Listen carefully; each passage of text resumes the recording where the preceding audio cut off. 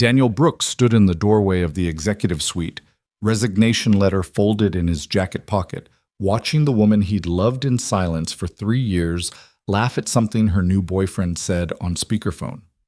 His daughter's drawing, a stick figure family with Daddy, me, and Miss Evelyn, felt like it was burning through his shirt pocket. He'd survived being widowed at 28, rebuilt his life around Emma's needs, and perfected the art of loving someone from the professional distance of an assistant's desk. But watching Evelyn Carter fall for someone else? That was the one rescue mission he couldn't survive. If you're watching from anywhere in the world, drop your city in the comments below. I'd love to see how far this story travels. Now, let me take you back to where it all began. The coffee was exactly 142 degrees Fahrenheit when Daniel Brooks set it on Evelyn Carter's desk at 6:47 a.m., 13 minutes before she'd arrived, just as she preferred. Black, no sugar, in the blue ceramic mug her grandmother had given her, positioned 3 inches from the edge where her right hand would naturally reach without looking. In the 3 years Daniel had served as her executive assistant, he'd learned that precision wasn't just appreciated. It was the foundation of trust in a world where Evelyn Carter controlled hundreds of millions in venture capital and couldn't afford a single wasted motion. Daniel moved through the empty executive suite with the quiet efficiency that had made him invisible in the best possible way. He aligned the morning briefing documents, acquisition targets on top, personnel reviews beneath, the Henderson contract requiring signature flagged with the yellow tab she'd requested last week. Fresh flowers in the credenza vase replaced twice weekly, temperature set to 68 degrees, blinds adjusted to filter the Los Angeles sunrise without creating screen glare. Everything perfect, everything controlled, everything hiding the truth that Daniel Brooks was completely, hopelessly in love with his boss. "You're here early again." Evelyn's voice carried that particular morning roughness that made Daniel's chest tighten as she swept through the doorway at precisely 7:03 a.m., tailored charcoal suit sharp enough to cut contracts, dark hair pulled into the severe bun that meant serious negotiations today. "Thank you for the coffee." "Traffic was light," Daniel replied, which was true, but not the reason he arrived before dawn. The reason was Emma, his 7-year-old daughter, who woke at 5 a.m. without fail, and gave him 2 precious hours to be a father, making princess pancakes, braiding hair that never stayed neat, listening to excited stories about 2nd grade, before transforming into the consummate professional Evelyn needed him to be. "The Henderson people confirmed for 10, he continued, falling into the rhythm of their morning briefing. "I've prepared the revised terms. Legal found 3 potential issues with the intellectual property clauses. I've highlighted them in the brief. Your mother called twice yesterday evening. I told her you were in Tokyo on business." Evelyn's lips twitched with what might have been amusement if she allowed such things before noon. "Was I successful in Tokyo?" "Extremely. Closed a major deal. Won't be back until late next week." "How late next week?" "However long it takes your mother to stop planning your social calendar." This time, Evelyn actually smiled, a rare crack in the armor she wore to survive in a venture capital world that expected women to be twice as ruthless to earn half the respect. "She's relentless. Apparently Mitchell Rothschild's nephew is distinguished, accomplished, and from an excellent family." Daniel felt the familiar twist in his gut that accompanied any mention of Evelyn's mother's matchmaking efforts. Margaret Carter had been introducing her daughter to suitable men since Evelyn graduated from Stanford, heirs, executives, men whose pedigrees matched the Carter family legacy. Men nothing like a widowed single father working as an assistant because flexibility mattered more than ambition when you had a daughter who needed you more than you needed a corner office. "Distinguished and accomplished," Daniel repeated neutrally, adding creamer to his own coffee. Regular grocery store brand he kept in his desk drawer because the executive kitchen only stocked the expensive organic varieties Evelyn preferred. "Sounds promising." "Sounds boring." Evelyn settled behind her desk, already reviewing the briefing documents with the focus that made her one of the most respected investors in the technology sector. "But Mother won't stop until I meet him. She's arranged drinks Thursday evening at the Ivy. I'll need you to prepare exit strategies." Daniel's hand paused halfway to his mouth. "Exit strategies." "You know how these things go. If he's tolerable, I'll stay for dinner. If he's another venture capitalist who spends 2 hours explaining cryptocurrency to me, I'll need an urgent work crisis that requires my immediate attention." Evelyn glanced up, dark eyes unreadable. "Can you manufacture something sufficiently urgent by 8 o'clock?" "I can manufacture something urgent at any time you require," Daniel said, setting down his coffee with exaggerated care because his hands wanted to shake. This wasn't the first time Evelyn had asked him to engineer escape routes from dates. In fact, it had become an unspoken routine over the past 18 months. The carefully timed text message about a board member crisis, the dramatic phone call about a deal falling apart, the fabricated emergency that let Evelyn leave with dignity intact. What happened afterward? Those late-night diner visits where they dissected the failures over terrible coffee and surprisingly good pie. Those moments haunted Daniel in ways he couldn't afford to examine. "Thank you," Evelyn said softly, and for just a second, something flickered in her expression that looked almost like relief. Then she was back to business, the moment gone so quickly Daniel might have imagined it. "The Henderson meeting prep looks thorough. You've included response scenarios for each of their likely negotiation strategies." "I know how you think," Daniel replied, which was both professionally accurate and dangerously personal. He did know how Evelyn thought, knew she'd push hard on exclusivity terms, but give ground on timeline, knew she'd use silence as a weapon when the Henderson people tried to rush her, knew she'd make the final decision based on instinct she'd then justify with immaculate data analysis.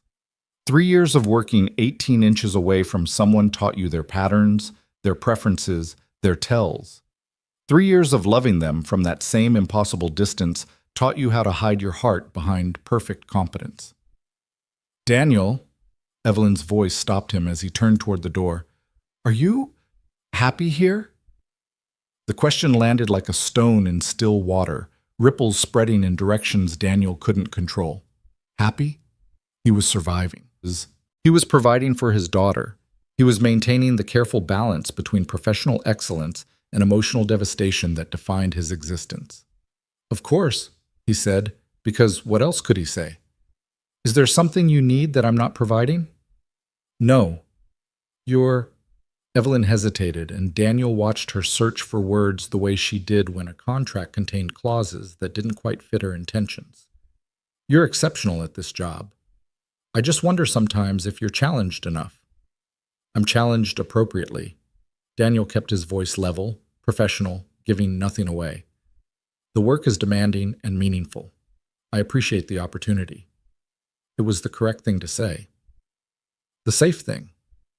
The thing that maintained the careful boundaries they'd constructed between employer and employee, between the woman who controlled millions and the man who controlled her calendar.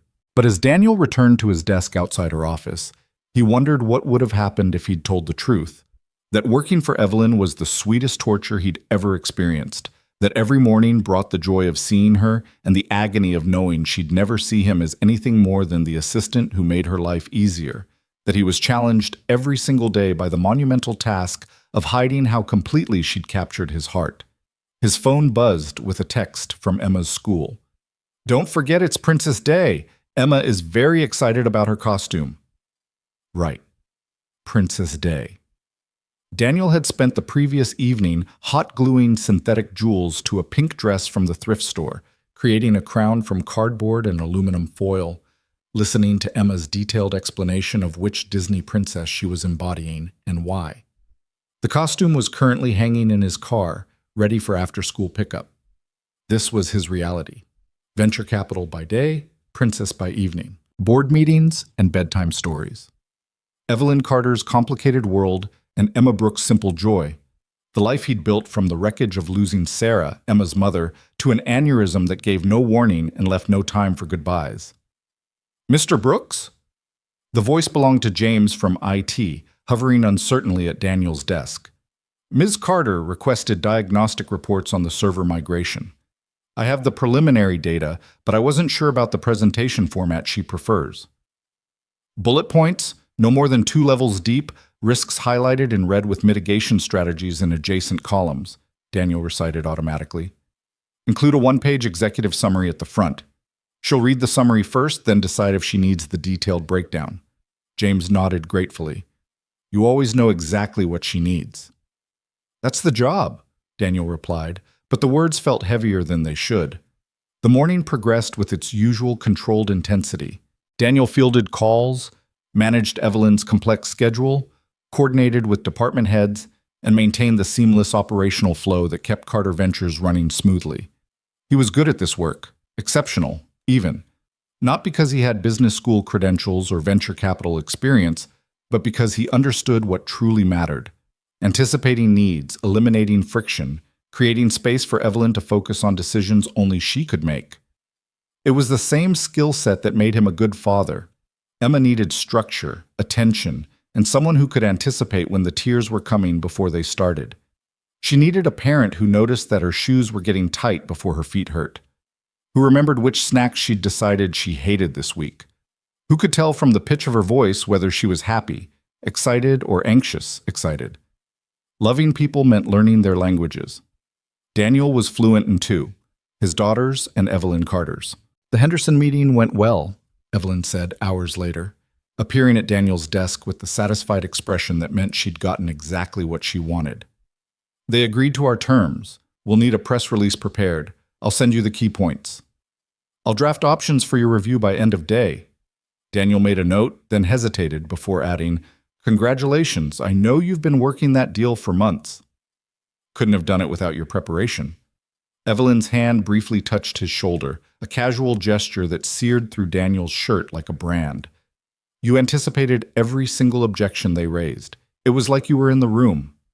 I've learned from the best, Daniel said, which was true but incomplete. The full truth was that he'd spent 3 years studying Evelyn Carter like a sacred text, memorizing not just her business strategies, but the subtle tells that indicated stress, the specific phrasing she used when doubt crept in, the way her left hand would tap her pen 3 times before making a difficult decision. Evelyn's phone buzzed. She glanced at the screen, and her expression shifted, not quite a frown, but something resigned. My mother. Again. Still pushing the Thursday dinner? Now she's added context. Apparently Mitchell Rothschild's nephew went to Yale, sits on 3 nonprofit boards, and has excellent prospects. Evelyn's tone suggested these credentials impressed her approximately not at all. She sent a photo. He looks like he plays golf. Is that bad? I hate golf.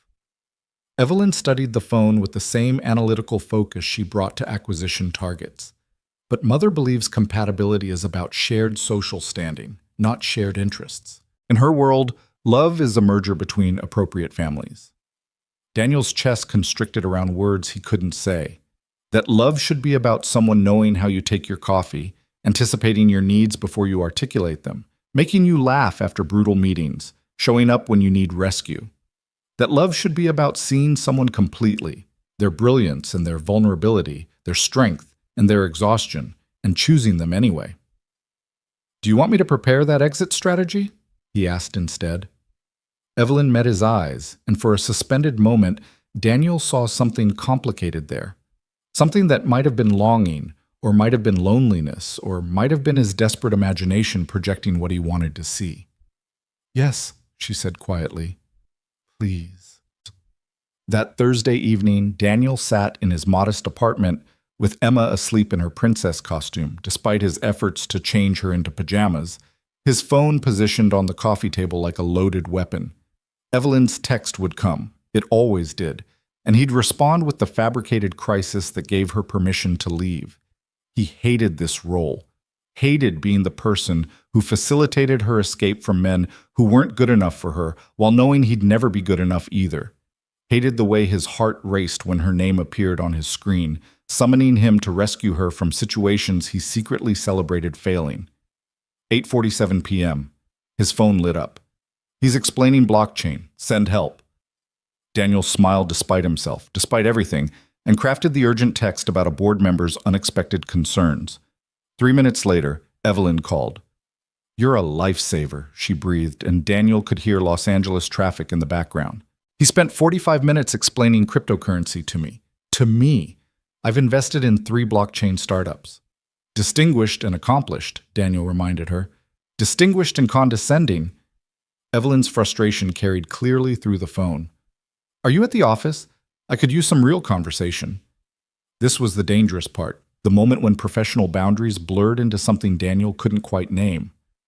I'm home with Emma, but there's a diner near your place that makes decent pie. Mel's Diner? The same. A pause.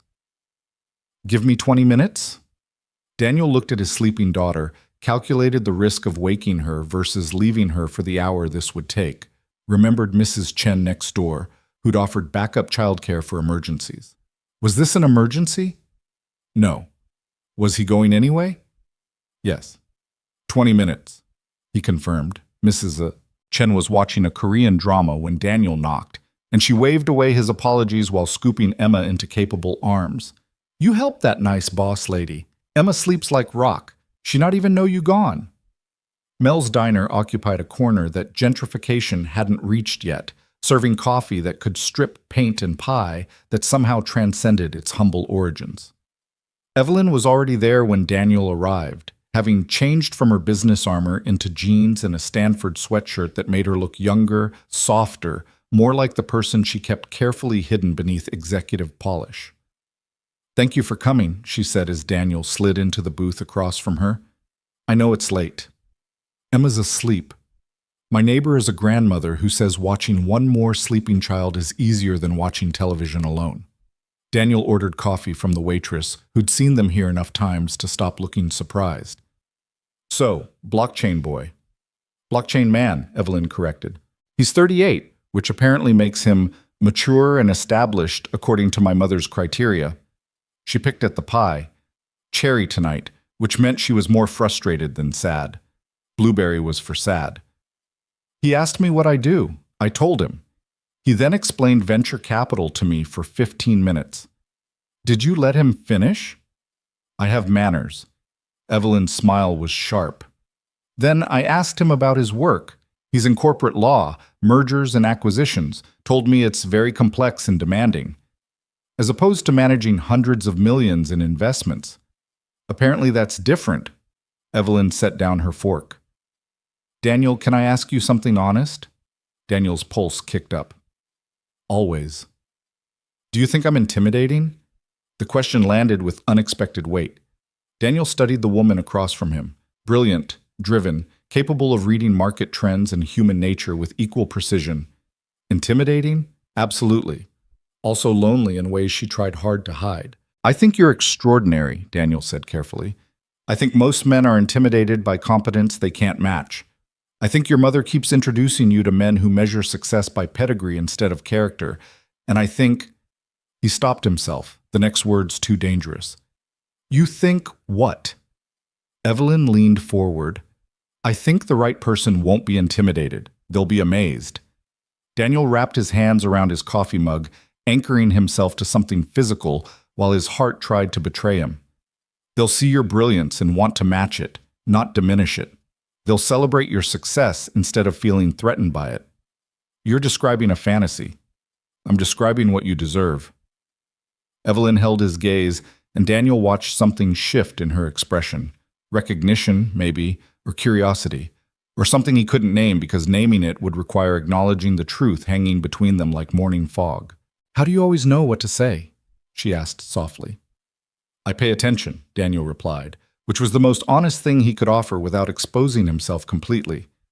It's my job. Right, your job. Evelyn looked away first, breaking the moment. I should let you get back to Emma. Thank you for the rescue, again. Any time, Daniel said, and meant it, and hated himself for meaning it.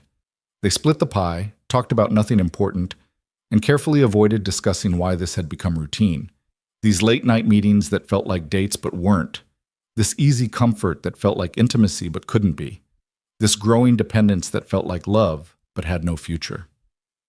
Daniel drove home through empty streets, let himself into an apartment that still smelled like Emma's strawberry shampoo, and stood in the doorway of her room watching his daughter sleep with that complete abandon only children achieved.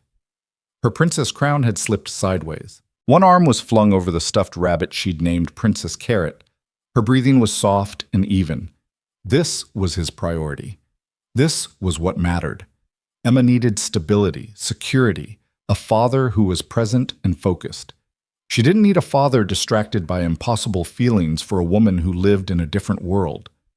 Daniel adjusted Emma's crown, pulled her blanket up to her chin, and whispered, "I love you, princess." She stirred but didn't wake, and Daniel retreated to his own room where sleep would be difficult because Evelyn's question kept echoing. "Do you think I'm intimidating?" "No," he thought. "I think you're everything I can't have. I think you're the reason I understand why people write poetry about longing. I think you're brilliant and lonely and deserving of someone better than the men your mother keeps finding. I think you're the last thing I see before sleeping and the first thing I think of when waking. I think you're going to break my heart without ever meaning to, and I'm going to let you because loving you from a distance is better than not loving you at all." But what he'd said was, "I think you're extraordinary," and that, at least, was completely true. Eat. The next morning brought a return to routine. Coffee at 142 degrees, documents precisely aligned, blinds adjusted for optimal lighting. Evelyn arrived at 7, looking tired in ways expensive concealer couldn't hide. "Did you sleep?" Daniel asked, handing her the coffee that she accepted like medicine. "Eventually." Evelyn sank into her chair. "I kept thinking about what you said, about the right person celebrating my success instead of feeling threatened." Daniel's hand stilled on the stack of contracts he'd been organizing. "It's true." "Is that what you do? With whoever you're seeing?" Evelyn's tone was carefully casual in a way that made Daniel's instincts sharpen. "I'm not seeing anyone, Basat," he said, which was technically accurate if you didn't count the hours spent yearning for someone you couldn't have. Single father schedule doesn't leave much time for dating. "That seems lonely." "Sometimes," Daniel admitted. "But I have Emma. She's enough." "Is she? Enough?" Evelyn was watching him with that analytical focus she usually reserved for investment opportunities. "Don't you want more?" Daniel could have deflected, should have deflected. Instead, he heard himself say, "Wanting more doesn't make it possible. Sometimes the life you have is the life you get, and you learn to be grateful for it." "That sounds like resignation." "It sounds like reality." Daniel met her eyes. "Not everyone gets the fairy tale, Evelyn. Some of us get something smaller, something quieter, and we make peace with it." "I don't accept that." Evelyn's voice carried the same determination she brought to negotiations. "You deserve more than peace. You deserve happiness." "So do you," Daniel countered. "But here we are. You going on dates with men your mother chooses, me watching from the sidelines. We're both settling for less than we want." The words hung between them, weighted with meanings Daniel hadn't intended to expose. Evelyn opened her mouth, closed it, opened it again. "What do you want, Daniel?" "Everything. You. A life where loving you wasn't career suicide and emotional devastation. A world where single fathers could compete with Yale graduates and venture capitalists. A miracle." "I want what's best for Emma," Daniel said, which was true but incomplete. "Everything else is secondary." "That's not an answer." "It's the only answer I have." Evelyn studied him long enough that Daniel felt exposed, transparent, his carefully maintained boundaries dissolving under her scrutiny. Then she nodded slowly, accepting the deflection even if she didn't believe it. "My mother is planning another introduction next week," she said, returning to the safer territory of business. "Someone named Harrison Sterling. Apparently he's quite charming. Do you want me to prepare an exit strategy?" "Yes, please." Evelyn's smile was sad. "I'm starting to think these rescues are the best part of these evenings." "The pie is pretty good," Daniel offered, and was rewarded with a genuine laugh. "The pie is terrible, and you know it. But the company is excellent." She meant it as a compliment. Daniel received it like a wound, because this was his fate, to be excellent company, the reliable assistant, the perfect rescue, the man who understood her better than anyone while knowing she'd never see him as anything more than the person who kept her life organized. The morning moved into afternoon, afternoon into evening. Daniel picked up Emma from school, admired her princess costume again, made dinner that she didn't eat because she was still excited about Princess Day. He helped with homework, supervised bath time, read 3 stories instead of the agreed-upon 2 because Emma's negotiation skills were improving daily. "Daddy?" Emma asked as he was tucking her in. Is Miss Evelyn your friend? Daniel's hand paused on the blanket. She's my boss, Sweet Pea. But you talk to her a lot, and you smile when she calls. Emma studied him with the unsettling perceptiveness of children who paid attention. I think she's your friend. Grown-up relationships are complicated, Daniel said, which was the understatement of the century. Do you love her? The question struck like lightning, unexpected, illuminating, dangerous. Daniel looked at his daughter, at her open expression that still believed love was simple, that wanting something meant you could have it, that fairy tales ended with happiness instead of quiet resignation. I love you, he said, kissing her forehead, and that's what matters most. That's not an answer, Daddy.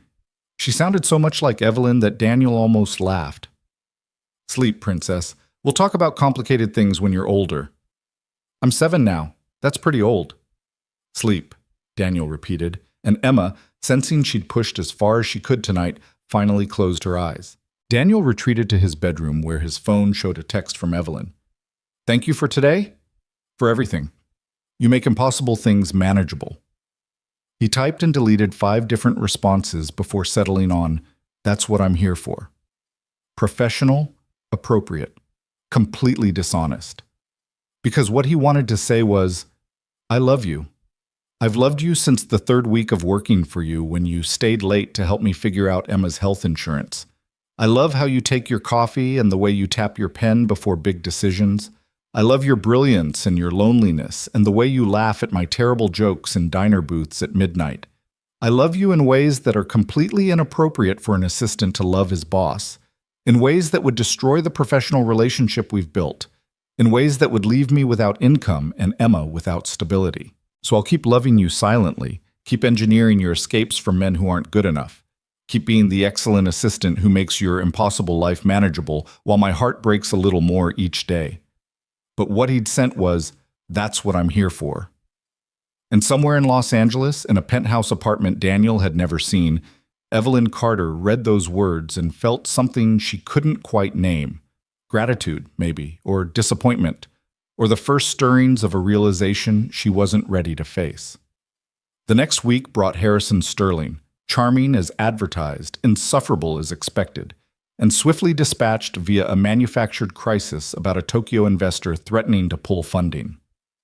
The diner afterward, the pie, the conversation that felt like intimacy but ended with professional goodbyes.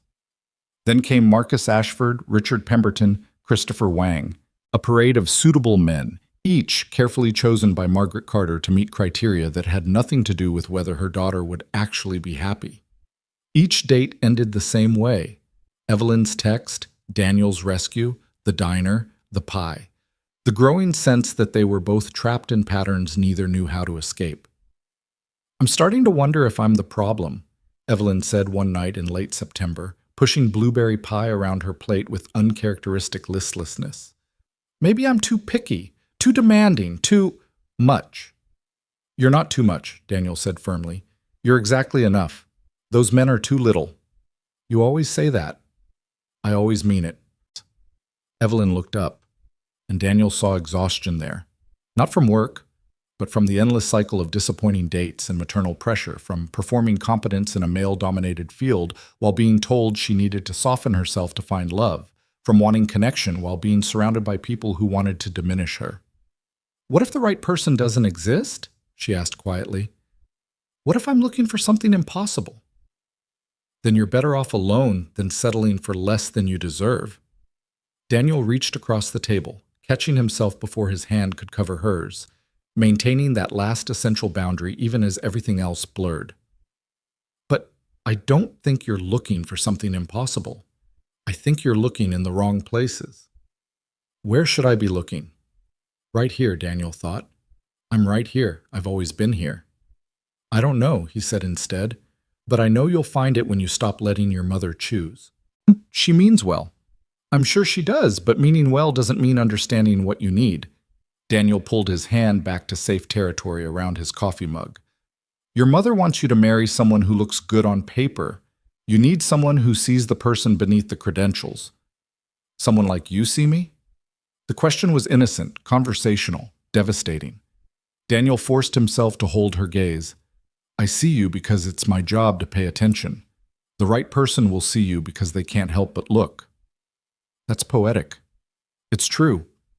They finished their pie, paid the check, walked to the parking lot where their cars sat under flickering streetlights.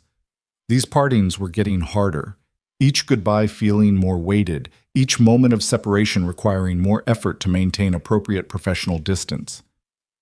Daniel? Evelyn's voice stopped him at his car door. I'm glad you're here, in my life, even if it's just as my assistant. Just as my assistant. The words landed like stones. I'm glad to be here, Daniel said, because what else could he say? Get home safe, Evelyn. He drove through empty streets thinking about those 4 words, just as my assistant, and how they captured everything wrong with his situation. He was the person who knew her best, cared for her most, would sacrifice anything for her happiness. But he was just an assistant, just an employee, just someone who would never be enough. His phone buzzed at a red light. Emma's school. Reminder, parent-teacher conference, Friday, 2 p.m. Right. Real life, the life that mattered. The daughter who needed him focused and present, not distracted by impossible longing for a woman whose world he'd never truly inhabit. Daniel pulled into his apartment complex, walked past Mrs. Chen's door where Golden Girl's laugh track filtered through, let himself into the small space he'd made into a home for Emma after Sarah died. Pictures on the walls. Emma as a baby, Emma's first day of school, Emma and Daniel at the beach. A life built from grief into something functional, if not quite whole. This was enough. This had to be enough. But that night, lying in bed, unable to sleep, Daniel acknowledged a truth he'd been avoiding. Watching Evelyn date other men was destroying something essential in him. Every text requesting rescue felt like a small victory and a major defeat. Every diner conversation deepened the intimacy he couldn't act on. Every goodbye hurt more than the last. He couldn't keep doing this. Couldn't keep being the person who facilitated her search for someone else while dying a little more inside each time. Something had to change. Someone had to break the pattern. Daniel just didn't know if he had the courage to be that someone, to walk away from the job he was exceptional at, the woman he loved hopelessly, the routine that was simultaneously the best and worst part of his existence. His phone lit up with a text from Evelyn. Can't sleep, thinking about what you said, about looking in the wrong places. Daniel stared at the screen, watching the typing indicator appear and disappear 3 times as Evelyn composed and deleted messages he'd never see. Finally, thank you for always knowing what I need to hear. Sleep well, Daniel. He typed back, you too. And then because he was weak and human and hopelessly in love, he added, you deserve everything good in this world, Evelyn. Don't settle for less. 3 dots appeared, disappeared, appeared again. What if everything good has been right in front of me this whole time? Daniel's heart stopped, started, raced, but before he could formulate a response that wouldn't destroy everything they'd built, another message arrived. Never mind, ignore that. Too much wine and not enough sleep. Good night, Daniel. He stared at those words until his screen went dark, wondering what she'd meant, what she'd almost said, what confession had died in the space between thought and message. Good night, Evelyn, he whispered to his empty room. And somewhere across the city, Evelyn Carter sat in her penthouse apartment, staring at the same conversation, wondering when her assistant had become the person she most wanted to talk to, when his rescue texts had started feeling like the highlight of failed evenings, when she'd started measuring every date against a standard none of them could meet. When had Daniel Brooks become the person who understood her better than anyone else in her carefully constructed world? And more dangerously, what was she supposed to do about it? The text message haunted Daniel through the weekend. What if everything good has been right in front of me this whole time? Followed immediately by the retreat, the dismissal, the wine and exhaustion excuse that felt more like self-protection than truth. Saturday morning found him at Emma's soccer game, watching his daughter chase a ball with more enthusiasm than skill, while his mind replayed those words in endless loop. What had Evelyn meant? What had she almost admitted before fear pulled her back to safe territory? Your girl's got spirit, commented the father, sitting next to him, nodding toward Emma, who'd just tripped over her own feet but bounced up grinning. How long's she been playing? This is her first season, Daniel said, grateful for the distraction. She's still figuring out which direction to kick. They all start somewhere. My son thought the goal was decorative his first year. The man extended his hand. Marcus Reeves. Daniel Brooks. They shook, and Daniel noticed Marcus wore a Stanford ring, the same university Evelyn had attended, the same credential that opened doors Daniel would never walk through. You work around here? Marcus asked, making the small talk that filled youth soccer sidelines everywhere. Downtown, executive assistant at a venture capital firm. Daniel always felt the slight diminishment when explaining his job to other parents, most of whom were doctors, lawyers, business owners. You? Orthopedic surgeon at Cedars-Sinai, mostly sports medicine. Marcus watched his son execute a surprisingly competent pass. Executive assistant, huh? That's demanding work. My sister had that job once, said it was harder than her MBA. The unexpected validation landed warmly. It has its challenges. I bet. You're basically running someone else's entire life while maintaining your own. Marcus's phone buzzed, and he glanced at it with a grimace. Speaking of which, hospital needs me. Emergency surgery. Tell Emma she played great, will you? My wife will grab Jackson. He was gone before Daniel could respond, jogging toward the parking lot while texting with one hand. Daniel watched him go, thinking about the casual way Marcus had described the assistant role, running someone else's entire life while maintaining your own. That was exactly what it felt like. Managing Evelyn's complex world while keeping Emma's simpler one functioning, balancing two existences that never quite aligned, always splitting focus between professional excellence and parental responsibility. Daddy, did you see? Emma bounded over at halftime, grass-stained and glowing. I almost scored. Almost was generous. She'd kicked the ball toward the general vicinity of a goal that happened to be the wrong one, but Daniel matched her enthusiasm. You were amazing, princess. Best player out there. That's not true, Emma said with the brutal honesty of 7-year-olds. Sophia is way better. But coach said I'm improving. Improvement is what matters. Daniel handed her the water bottle she gulped like she'd crossed a desert. You're learning. That's the whole point. Are you learning stuff at your job? Emma asked with the conversational whiplash typical of children. Every day. Like what? Like how it feels to love someone you can't have. Like how professionalism can be both armor and prison. Like how the human heart can break in slow motion over years instead of all at once. Like patience, Daniel said instead, and how to anticipate what people need before they ask. That's what good daddies do, Emma observed, then was distracted by her friend Sophia waving from across the field. Can I play with Sophia after the game? If her parents are okay with it. The second half was indistinguishable from the first, chaotic, enthusiastic, mostly unsuccessful. Daniel cheered appropriately, exchanged pleasantries with other parents, and tried not to check his phone for messages from Evelyn that wouldn't come because she never texted on weekends unless there was an actual work emergency. Except his phone did buzz during the final minutes, and Evelyn's name appeared. My mother is hosting a charity gala next Saturday. She's requiring my attendance and suggested I bring someone. Harrison Sterling has been invited. Send help? Daniel felt the familiar twist, jealousy, protectiveness, and the bitter knowledge that he was facilitating Evelyn's exposure to men who might actually win her.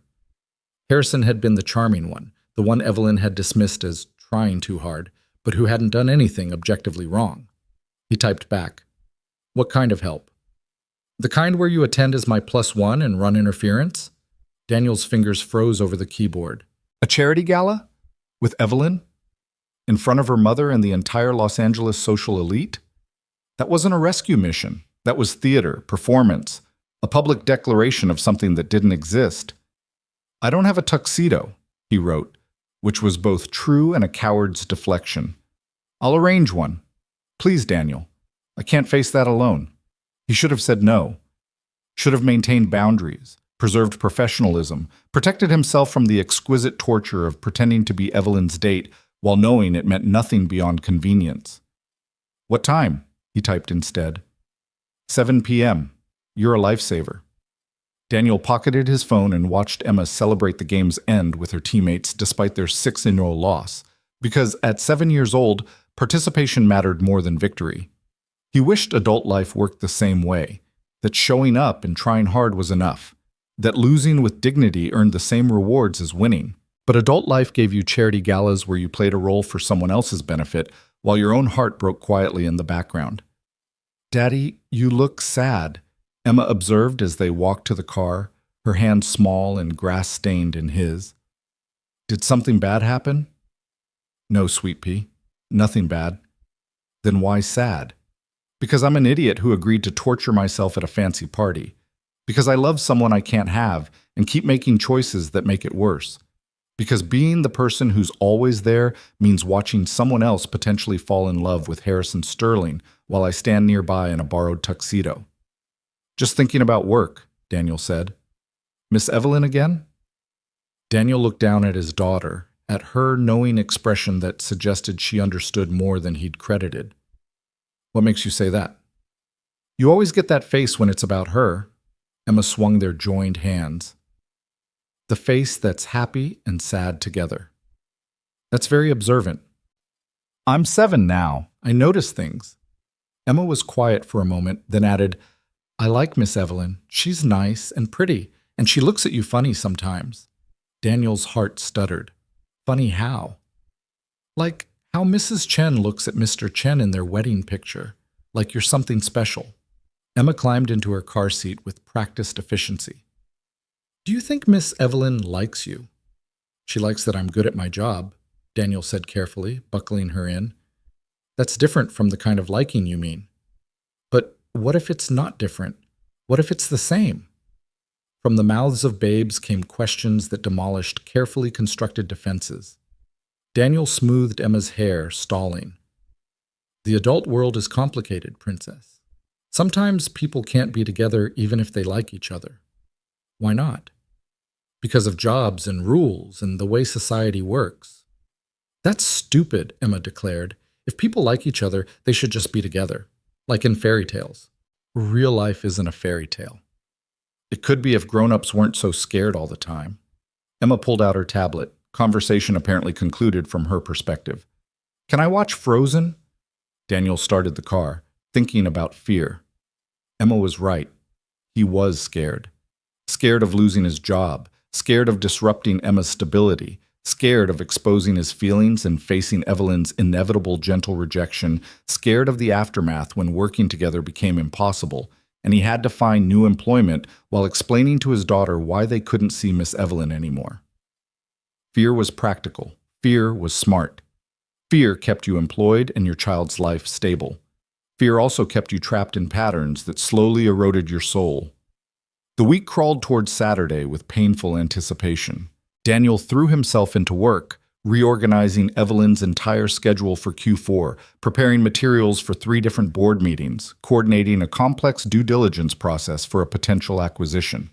He was exceptional at this job, specifically because it demanded the kind of meticulous attention that left no room for dwelling on impossible feelings. Except Evelyn kept catching him off guard with moments that felt designed to undermine his carefully maintained emotional distance. Tuesday morning, she appeared at his desk with coffee. Not her usual expensive organic blend, but the cheap grocery store brand Daniel kept in his drawer. "I thought you could use this. You've been working late every night this week." Daniel accepted the mug, touched and confused. "You made me coffee." "Technically, I asked the kitchen to make it, but I supervised." Evelyn's smile was almost shy. "I know it's your preferred brand. You take it with cream and 1 sugar." That she'd noticed, that she'd remembered, that she'd taken the time to ensure it was prepared correctly. These small acts of attention felt more intimate than any grand gesture. Daniel wrapped his hands around the warm ceramic, anchoring himself. "Thank you," he managed. "You didn't have to do that." "You do thoughtful things for me constantly. I can return the favor occasionally." Evelyn perched on the edge of his desk, casual in a way she rarely was at the office. "Are you okay, Daniel? You seem strained lately." Strained. That was a diplomatic way to describe slowly disintegrating emotional composure. "I'm fine. Just busy." "You're allowed to not be fine." Evelyn's voice softened. "You're allowed to need support too. You spend so much energy taking care of everyone else, me, Emma, who takes care of you." The question landed like a blow to the solar plexus.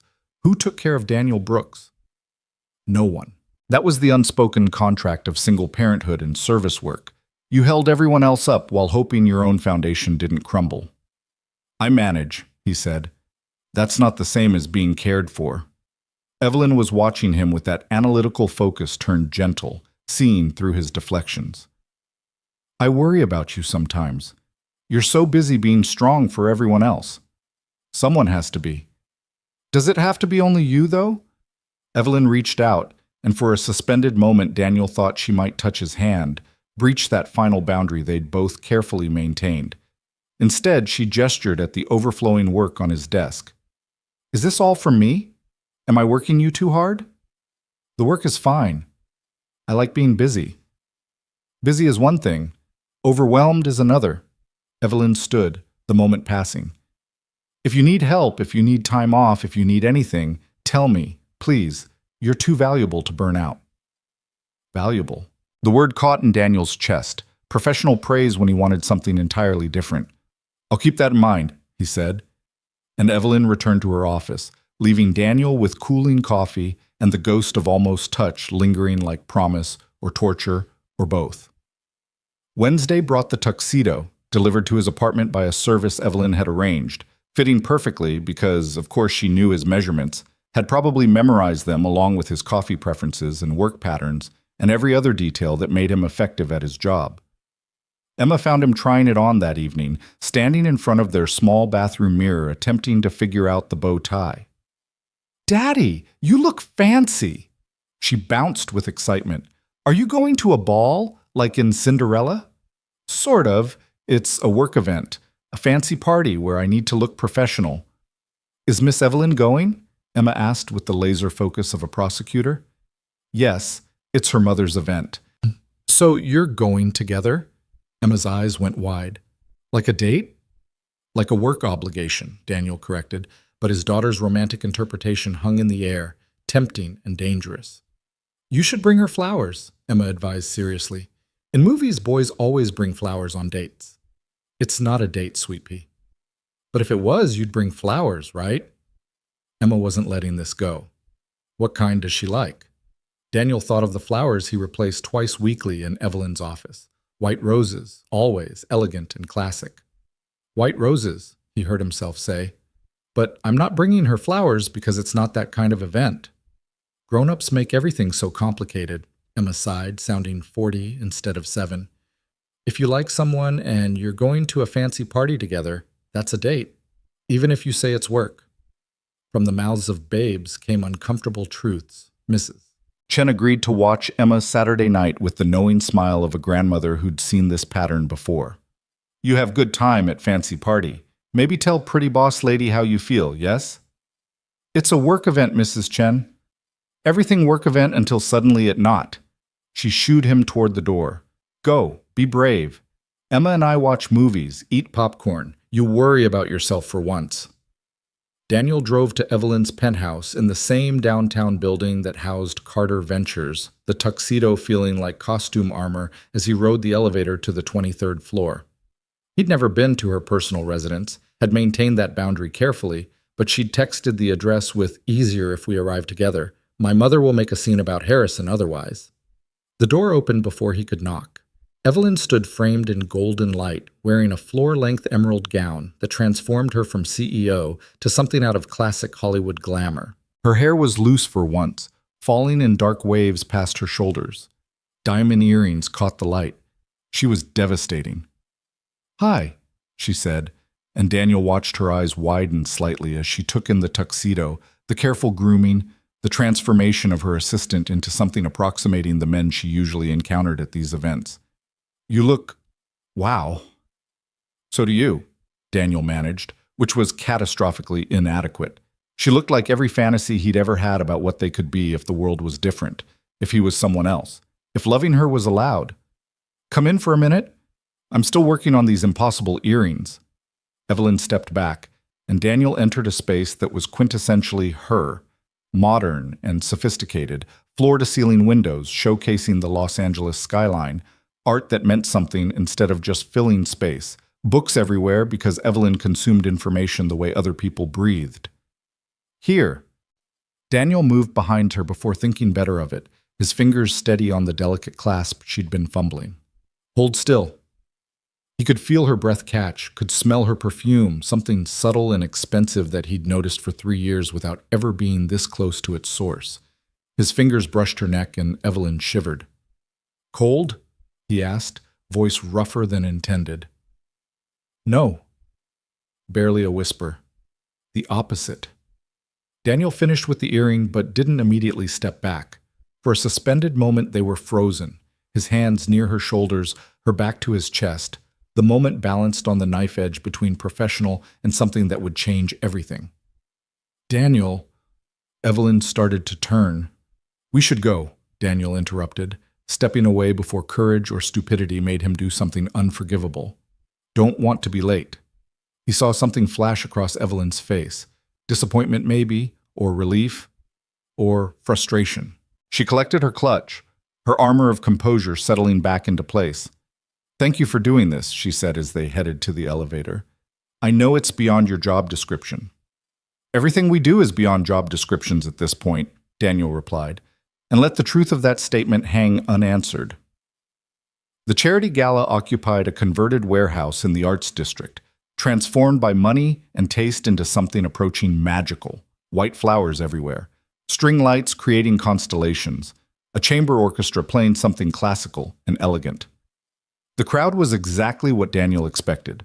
Wealthy, polished, the kind of people who measured success by zeros in bank accounts and names in society pages. Evelyn Darling, Margaret Carter materialized like a designer-clad force of nature, elegant and formidable in burgundy silk. You're here, and you've brought... She assessed Daniel with the speed of someone who could calculate net worth from suit labels. Your assistant? Daniel Brooks, Mrs. Carter. Daniel extended his hand, maintaining professionalism despite the obvious dismissal in her tone. Thank you for allowing me to attend. How unexpected. Margaret's handshake was brief, her attention already back on her daughter. Harrison Sterling is here. Such a lovely young man, from an excellent family. I've seated you at his table. Mother, Daniel is my guest. I'm sure Mr. Brooks won't mind sitting with the staff table. It's near the kitchen, perfectly adequate. Margaret was already steering Evelyn toward the room's center. Come, darling, there are several people I want you to meet. Daniel watched Evelyn glance back, apology in her eyes. But she went with her mother because fighting that battle in public would create exactly the scene she'd hoped to avoid. He found himself relegated to a table indeed near the kitchen, surrounded by event staff and junior employees from various companies, the social hierarchy made physically manifest through seating arrangements. Rough night? Asked the woman next to him, mid-30s with kind eyes and a name tag reading Stephanie Chen, Chen Catering. Something like that, Daniel admitted. Let me guess. Came with someone important? Got demoted to the staff section because you're not important enough? Stephanie's smile was sympathetic. Story of my life. I own the catering company, but I'm still just the help to people like Margaret Carter. I'm executive assistant to her daughter. Ah, so you're really feeling the class divide tonight. Stephanie poured wine into his glass without asking. Welcome to the Invisible People table. We see everything, matter to no one, and eat better food because we're near the kitchen. Despite everything, Daniel laughed. That's one way to look at it. It's the only way to survive these things. Stephanie nodded toward the center of the room where Evelyn sat between her mother and Harrison Sterling, the latter leaning close to say something that made Evelyn's polite smile stay frozen. That your boss? Yes. And you're in love with her. Daniel's head snapped around. What? Please. I've been working these events for 15 years. I can spot unrequited longing at 50 paces. Stephanie's tone was matter of fact. You've been watching her like she's the only person in the room while sitting at the reject table. Either love or obsession, and you seem too stable for obsession. It's complicated. It always is when class is involved. Stephanie ate a bite of the excellent salmon, gesturing with her fork. You know what the real tragedy is? People like us. We're competent, skilled, essential. But we're not suitable because we work for living instead of managing inherited wealth. My family's been in food service for 3 generations, built a multi-million-dollar business, but I'm still the caterer, while some trust fund baby who's never worked a day is a young man from an excellent family. The bitterness in her voice resonated with Daniel's own frustrations. How do you deal with it? I stopped caring what they think. I built something I'm proud of. I employ 40 people, and I sleep well at night knowing I earned everything I have. Stephanie studied him. But you're not there yet, are you? You're still hoping the hierarchy doesn't matter, that competence and character can compete with pedigree. Maybe I'm just stubborn. Maybe you're in love with someone who's been taught her whole life that people like us don't qualify. Stephanie's expression was gentle but honest. I'm not saying it's hopeless. I'm saying you need to decide if you're willing to fight a system designed to keep you in your place. Because that's what this is. If you pursue her, you're not just risking rejection. You're challenging everything people like Margaret Carter believe about how society should work. Daniel watched Harrison make Evelyn laugh. A real laugh this time, not the polite version, and felt something in his chest twist painfully. What if I'm not strong enough for that fight? Then you walk away and preserve what dignity you have left. Stephanie raised her wine glass. To those of us who see everything from the margins and have to decide what we're going to do about it. Daniel clinked his glass against hers, drinking to uncomfortable truths while watching Evelyn sparkle in a world he could visit but never truly inhabit. The evening crawled forward with painful slowness, speeches about charitable causes, auctions of expensive items, dancing that Daniel watched from appropriate distance while Harrison Sterling held Evelyn with practiced ease. He shouldn't have come, should have maintained boundaries, protected himself, refused this particular torture. But Evelyn had asked, and Daniel had never learned to deny her anything. Near midnight, Evelyn found him on the terrace where he'd retreated for air. There you are. I've been looking everywhere. Harrison seems nice, Daniel said, which wasn't what he meant but was safer than the truth. He's perfectly pleasant. Evelyn leaned against the railing beside him, close enough that her arm brushed his. Also perfectly boring. We have nothing in common except chromosomes and zip codes. Your mother seems impressed. My mother is always impressed by credentials over character. Evelyn sighed. Thank you for coming tonight, even though she was horrible to you. I'm sorry about the seating. It's fine. I met interesting people. Daniel kept his eyes on the Los Angeles skyline rather than the woman beside him. Stephanie Chen owns the catering company, built it from nothing, has 40 employees. Is there a point to that story? Just thinking about different kinds of success, different kinds of value. Daniel finally looked at Evelyn, at her beautiful face and tired eyes. You asked me once what I wanted. The truth is I want to matter, not as an assistant or a problem solver or someone who makes your life easier. I want to matter as a person, as myself. Evelyn's expression shifted, something vulnerable breaking through the polished surface. You do matter, Daniel. You matter enormously. As your employee. As my... She hesitated, searching for words. As someone I trust completely. Someone I rely on. Someone whose opinion I value more than almost anyone's. But not someone you could introduce to your mother as an equal, Daniel said quietly. Not someone who belongs at your table instead of the staff section. Not someone your world would accept. Daniel, it's okay. He forced himself to smile, to maintain the professional distance that was killing him. I understand how this works. I've always understood. But tonight made it unavoidably clear, and I think I needed that clarity. What are you saying? Daniel looked at this woman he loved more than wisdom permitted, knowing what he needed to say and hating every word. I'm saying I can't keep being the person who rescues you from bad dates while watching you look for someone else. I can't keep having conversations that feel like intimacy without being allowed to call them what they are. I can't keep loving you in the margins while you live your life in the center. The confession hung between them, 3 years of carefully hidden feelings finally exposed. Evelyn's eyes went wide, her careful composure cracking. You love me? I've loved you since you stayed late to help me navigate Emma's health insurance paperwork in my 3rd week. Daniel's voice was steady despite his racing heart. I've loved you through every rescue, every diner visit, every moment you've trusted me with your fears and frustrations. I've loved you while watching you go on dates with men who don't deserve you, while facilitating your mother's matchmaking, while maintaining professional boundaries that were destroying me from the inside. Why didn't you say anything? Because I'm your employee. Because you're my boss. Because I have a daughter who needs stability more than I need happiness.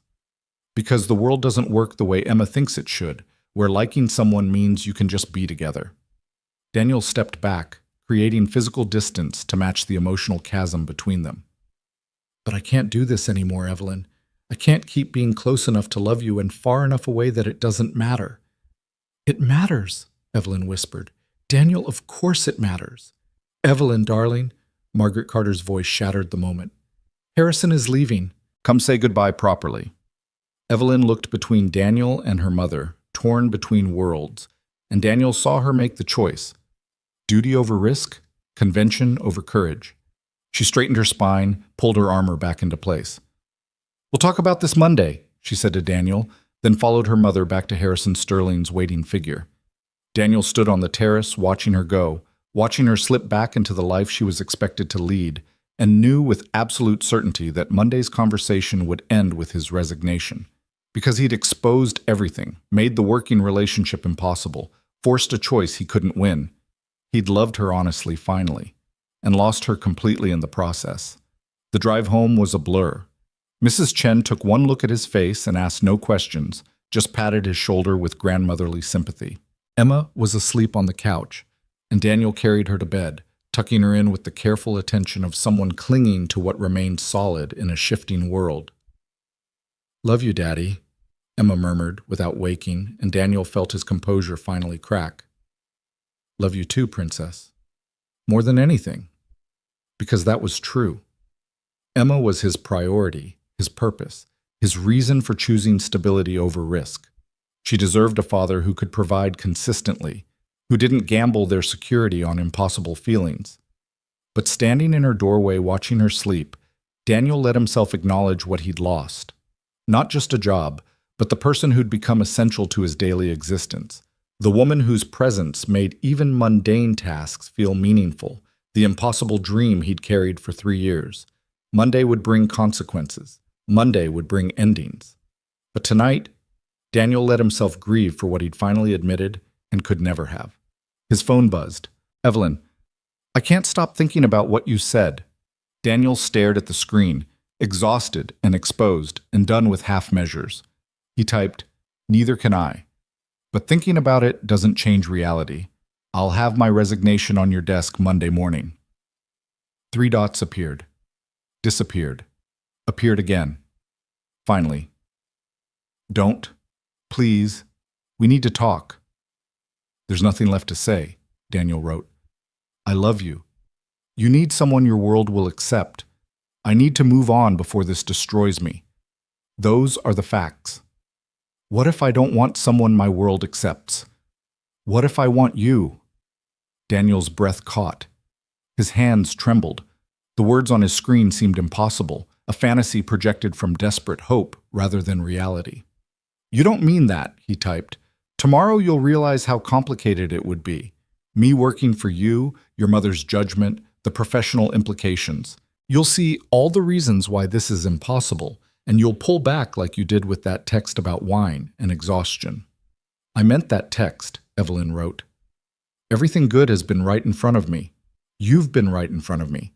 I've just been too afraid to admit it. Daniel closed his eyes, wanting desperately to believe her, knowing better than to trust declarations made at midnight in the aftermath of emotional confrontation. We'll talk Monday, he wrote, which was neither acceptance nor rejection. Get some sleep, Evelyn. Daniel, but he put his phone on silent and walked to his bedroom where sleep would be impossible, where he'd spend the remaining hours of Saturday night replaying every moment of the evening, the almost touch while fastening her earring, the relegation to the staff table, the confession on the terrace, the text messages that promised something too fragile to survive daylight. Come Monday, reality would reassert itself. Evelyn would recognize the impossibility of what he'd proposed. Daniel would resign with dignity intact. Emma's life would remain stable. The world would continue operating according to rules that kept assistants and CEOs in their respective places. But for a few stolen hours in the space between Saturday and Sunday, Daniel let himself imagine a different ending, one where love mattered more than hierarchy, where Evelyn's declaration was genuine rather than temporary, where fairy tales existed for people like him. Emma was right about one thing. Grown-ups were scared all the time. The question was whether fear kept you safe or just kept you stuck. Daniel fell asleep without answers, Evelyn's words echoing through his dreams. What if I want you? What if? The most dangerous words in the English language. Sunday morning arrived with the particular cruelty of a Los Angeles sunrise. Beautiful, relentless, indifferent to the emotional wreckage it illuminated. Daniel woke to Emma jumping on his bed, her energy level apparently unaffected by the late night at Mrs. Chen's. "Daddy, you're still in your fancy clothes," she bounced with the observation. "Did you sleep in them? That's silly." Daniel looked down at the tuxedo pants and partially unbuttoned shirt he'd been too exhausted to fully remove. "I guess I was really tired, Princess." "Was the party fun?" Emma settled cross-legged on his bed, ready for a full report. "Did you dance with Miss Evelyn? Did she like your fancy outfit? Did you tell her you love her?" The last question hit like a physical blow. Daniel sat up slowly, scrubbing his face with both hands. "How do you know about that?" "I'm 7, not stupid," Emma said with devastating matter-of-factness. "You get the love face when you talk about her, Mrs. Chen says you have it bad. I asked her what that means, and she said it means your heart is all mixed up about someone." "Mrs. Chen talks too much," Daniel muttered. "So did you tell her?" Emma was not going to be distracted. "In movies, when people go to fancy parties, that's when they tell each other the truth."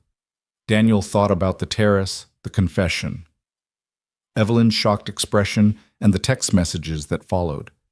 The truth was out there now, exposed and dangerous, impossible to take back even if he wanted to. "I told her," he admitted quietly. Emma's face lit up like Christmas morning. "And what did she say?" "It's complicated, Sweet Pea. That's what grown-ups always say when they're scared." Emma crawled closer, her small hand patting his shoulder with surprising comfort. "But you're brave, Daddy. You're the bravest person I know, so whatever happens, it'll be okay." The faith in her voice made Daniel's throat tight. 7 years old, and she believed in him with an absoluteness he didn't deserve, trusted that bravery was enough to fix complicated adult problems that had no simple solutions. "I love you, Emma Brooks," he said, pulling her into a hug that she tolerated for approximately 10 seconds before squirming free. "Love you too. Now can we have pancakes? The princess kind with extra strawberries?" They spent Sunday doing normal things: pancakes, a trip to the park, homework supervision, dinner that Emma declared pretty good for not being pizza. Daniel threw himself into the comfortable routines of single parenthood, grateful for the distraction even as his phone remained silent.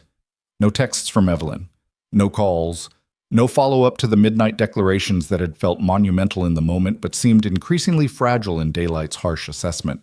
Maybe she'd reconsidered. Maybe Saturday night's emotion had faded into Sunday morning's reality check. Maybe Daniel's confession had scared her back into the safety of appropriate distance. He should have felt relieved. Instead, he felt hollowed out, a structure missing its foundation. Emma fell asleep early, exhausted from park adventures, and Daniel stood in his kitchen staring at the resignation letter he'd drafted on his laptop. 2 weeks' notice, professional language. No mention of feelings or heartbreak, or the real reason he couldn't continue working 18 inches away from someone he'd finally admitted loving. Just clean corporate prose that transformed emotional devastation into human resources paperwork. His phone buzzed. Finally. "Evelyn. Can we talk? Not by text, please." Daniel's heart hammered against his ribs. He glanced at Emma's closed bedroom door, calculated risks, made a choice that was probably stupid but felt necessary. "Now?" he typed back. "If you can. I'm in my office. I know it's Sunday, but I couldn't stop thinking, and I needed..." The typing indicator continued. "I needed to not be in my apartment where everything reminds me of yesterday." So she'd fled to Carter Ventures, to the professional space that defined their relationship, seeking refuge in familiarity. Daniel understood that impulse. The need to process complicated feelings in locations that made sense, that had clear boundaries and established rules. "Give me 30 minutes," he wrote. "I need to arrange coverage for Emma." Mrs. Chen answered her door in a bathrobe, took one look at Daniel's face, and waved him inside. "You go. Talk to boss lady. Emma, stay here. I have key for apartment." "Mrs. Chen, it's Sunday night, and you have important conversation. Emma sleep through anything. I check on her every hour." She physically turned Daniel around and pushed him toward the door. "You want happy ending? You have to show up for hard conversations. Go." The drive downtown was surreal. Empty streets, minimal traffic, the city in its Sunday night suspension between weekend relaxation and Monday morning urgency. Carter Ventures occupied 15 floors of a glass tower that looked appropriately imposing in daylight, but almost vulnerable at night. Most windows dark, except for the executive suite on the 23rd floor where a single light burned. Building security recognized Daniel and waved him through without question.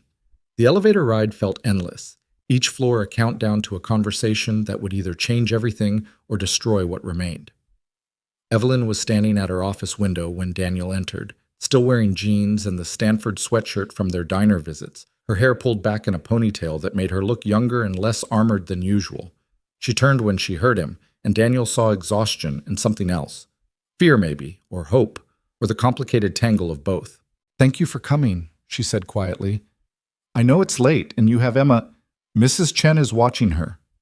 Daniel stayed near the doorway, maintaining distance because proximity felt dangerous right now. "What did you want to talk about?" "Saturday night. What you said." Evelyn wrapped her arms around herself, a rare display of uncertainty. "You've been in love with me for 3 years?" "Yes." "And you never said anything because of your job, because of Emma, because of what people would think?" "Yes." "That must have been incredibly difficult." Evelyn's voice was soft. "Watching me date other men, helping me escape from them. Those diner conversations where we talked about everything except what was actually happening between us." "It was survivable," Daniel said, which was only partially true. Until it wasn't. What changed? Daniel thought about Harrison Sterling holding Evelyn on the dance floor, about Margaret Carter's casual dismissal, about sitting at the staff table while watching the woman he loved exist in a world that had no place for him. Saturday night made it unavoidably clear that loving you from the margins isn't sustainable. I can't keep being your assistant, your rescue service, your trusted confidant, while knowing we can never be more than that. He pulled the resignation letter from his jacket pocket, set it on her desk with finality that hurt. "So I'm resigning. 2 weeks' notice.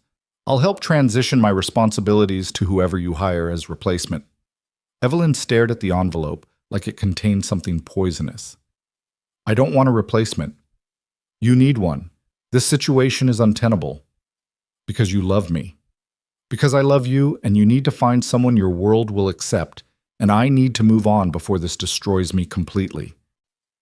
Daniel forced himself to maintain eye contact, to be honest even when honesty hurt. "You texted that you wanted me." But Evelyn, wanting something in the moment and being willing to fight for it through complicated reality are very different things. "You think I'm going to change my mind," Evelyn said slowly. "You think tomorrow I'll wake up and remember all the reasons why this is impossible and pull back like I did with that previous text. Won't you?" "No." The word was firm, definitive. "Daniel, I've spent 3 years pretending I didn't have feelings for you because it felt impossible and inappropriate and professionally complicated. I've gone on dates with men my mother chose because that was easier than admitting I measured every single one against you and they all fell short. I've manufactured crises to escape terrible evenings because the only person I wanted to talk to afterward was you." Daniel's breath caught. "Evelyn, let me finish, please." She moved closer, and Daniel fought the urge to step back. "That text about everything good being right in front of me? I meant it. I've meant it for longer than I've been willing to admit. You know me better than anyone in my life. You anticipate my needs, understand my fears, make me laugh when I'm exhausted, show up every single time I need you. You're brilliant and competent and the best father I've ever seen, and somewhere in the past 3 years you stopped being just my assistant and became the person I couldn't imagine my life without. But you need someone your mother will accept, Daniel said, grasping for the practical objections that should matter, even as his heart was trying to betray his common sense. Someone from the right family with the right credentials. I'm a widowed single father working as an assistant because flexibility matters more than ambition. Your world, my world, is full of people with excellent credentials and empty souls, Evelyn interrupted. Harrison Sterling is charming and appropriate, and I felt nothing dancing with him except awareness that he wasn't you. Do you know what I thought about while he was holding me? I thought about how his hands felt wrong, how the conversation was effortless but meaningless, how I'd rather be in a diner booth at midnight eating terrible pie with you than at the fanciest gala with anyone else. Your mother? My mother has been choosing my life for 34 years, and I'm done letting her. Evelyn's voice strengthened with conviction. She picks my social calendar, influences my professional decisions, parades suitable men in front of me like I'm merchandise that needs proper placement. But she doesn't get to pick who I love. That's mine to decide. The word hung between them. Love, not want, not attracted to, not interested in. Love. You love me. Daniel's voice came out rougher than intended. I love you, Evelyn confirmed, and Daniel watched her armor crack completely, vulnerability flooding through. I love how you make coffee exactly right every morning. I love how you protect me from my mother's worst impulses. I love how you talk about Emma with such fierce devotion. I love your intelligence and your patience and the way you see through my professional facade to the person underneath. I love that you've been brave enough to love me for 3 years while I was too afraid to admit what I felt. Daniel's chest was tight, his careful defenses crumbling. Loving me is complicated. The professional implications alone are manageable, Evelyn said firmly.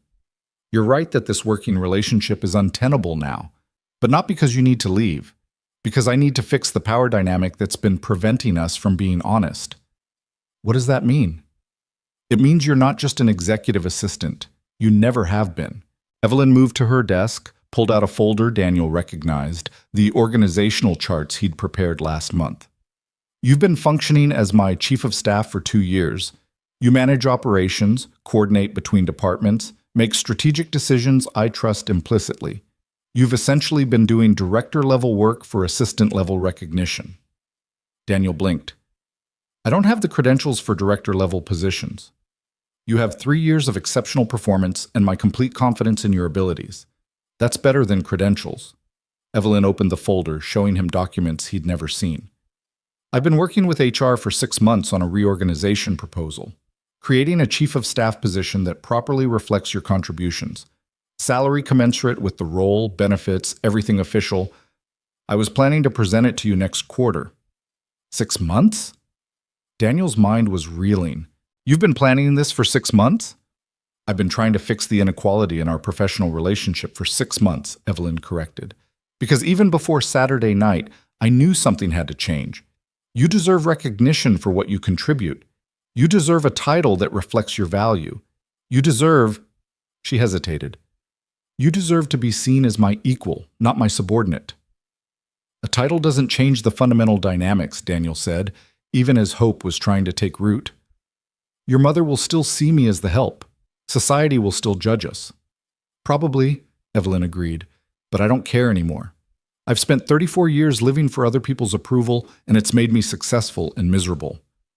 I don't want to be 70 years old looking back at my life wondering why I let fear stop me from being with the person who actually made me happy.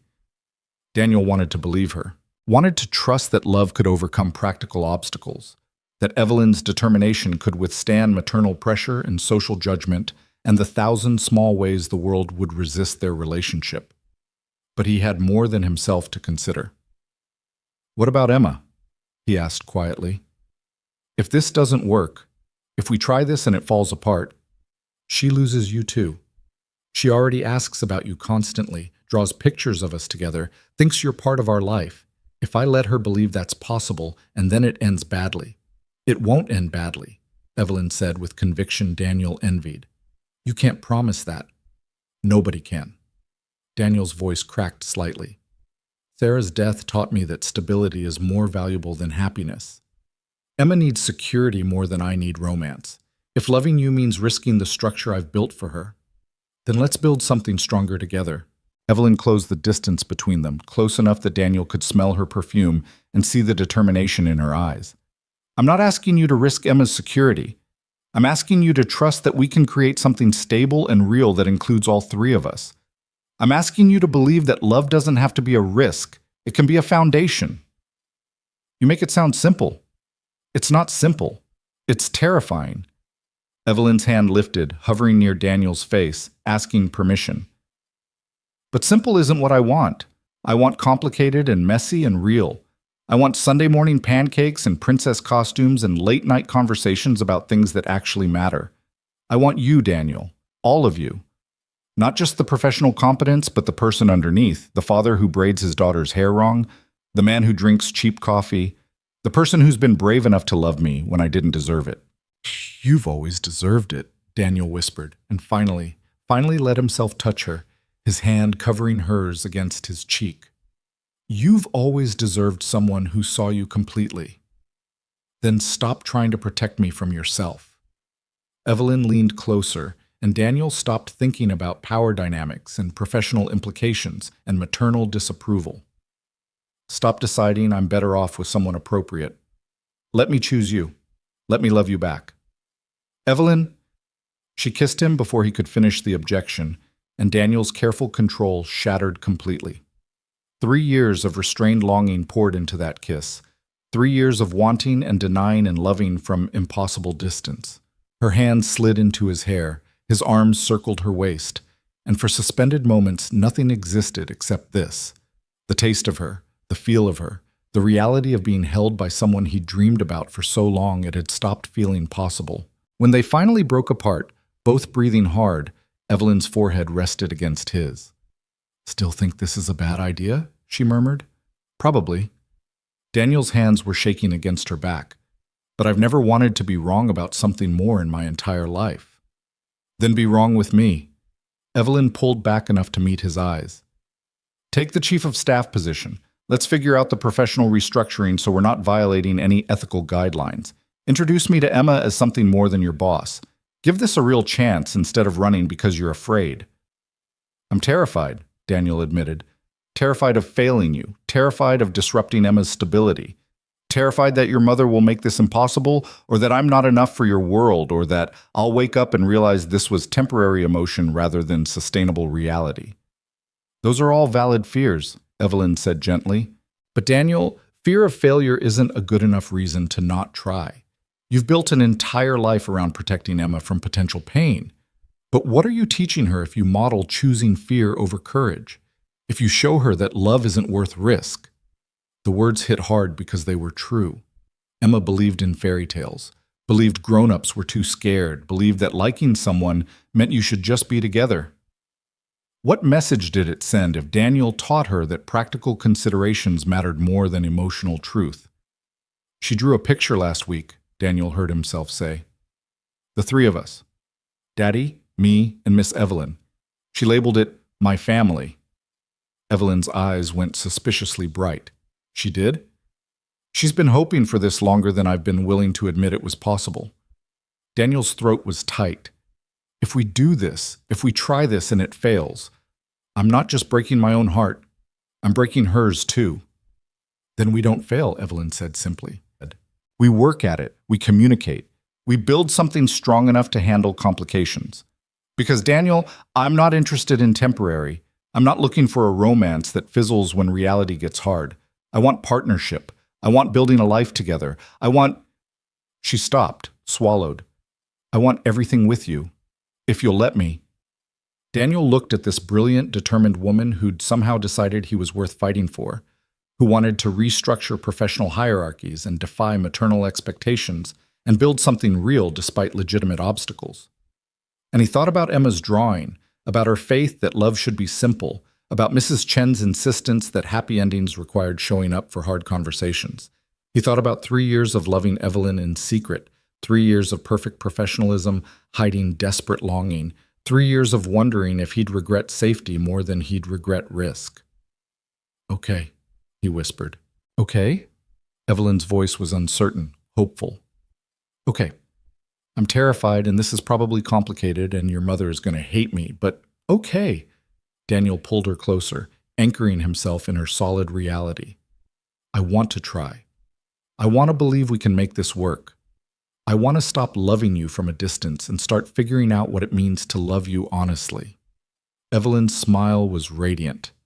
No more rescuing me from bad dates. No more bad dates to rescue you from. No more pretending we're just professional colleagues. No more pretending anything. Daniel kissed her forehead, her cheek, finally her mouth again because he could now, because she was his to kiss, because the impossible had somehow shifted into possible. But we need to be smart about this. The professional transition, the HR guidelines, figuring out how to tell Emma, we'll handle it, Evelyn assured him. Together. That's the whole point. You don't have to carry everything alone anymore. You don't have to be the only strong one, the only person solving problems, the only one protecting everyone else. You get to have support too. You get to be cared for. The words echoed her question from Tuesday. Who takes care of you? And Daniel felt something in his chest crack open. For 3 years, he'd been strong for Emma, professional for Evelyn, competent for everyone who depended on him. The idea of sharing that burden, of having someone who wanted to carry weight with him instead of adding to it, was almost overwhelming. I don't know how to not carry everything alone, he admitted quietly. Then I'll teach you. Evelyn's hand found his, fingers interlacing. The same way you've been teaching me for 3 years that I don't have to prove my worth through constant performance, that being vulnerable doesn't mean being weak, that asking for help is strength, not failure. I taught you that every single day. Evelyn's smile was soft. Every time you anticipated what I needed before I asked, every time you created space for me to be honest about fears and frustrations, every time you showed me that trust is built through consistent presence, not grand gestures. You've been teaching me what partnership looks like. Now let me return the lesson. They stood in Evelyn's office holding each other while Los Angeles spread out below them in glittering lights. While the future shifted from impossible to merely terrifying, while 3 years of careful distance dissolved into tentative closeness. I should get back to Emma, Daniel said eventually, reluctantly. Mrs. Chen is probably watching Korean dramas and eating all my good snacks. When can I meet her? Evelyn asked. Properly, I mean. Not as your boss, but as, what do I say, your girlfriend? That seems inadequate for 34-year-olds. The woman I'm dating? Daniel suggested. We'll figure out labels later, but soon. She's been asking about you constantly. I think she'll explode from excitement when I tell her we're together. We're together, Evelyn repeated, testing the words. I like how that sounds. Me too. Daniel kissed her once more, trying to memorize the feeling because it still seemed dangerously fragile, like something that might dissolve if he examined it too carefully. I should go. Take the resignation letter with you. Evelyn picked up the envelope from her desk, pressed it into his hands. We'll meet with HR tomorrow about the chief of staff position. Make it official. Give us a professional structure that works. Your mother is going to lose her mind. My mother will adjust or she won't.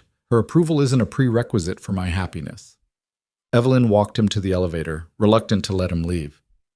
Text me when you get home, so I know you made it safely.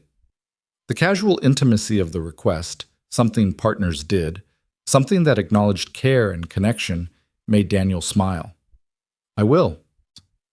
The elevator doors closed on Evelyn's face, and Daniel rode down 23 floors, feeling like he'd left his body somewhere in that office.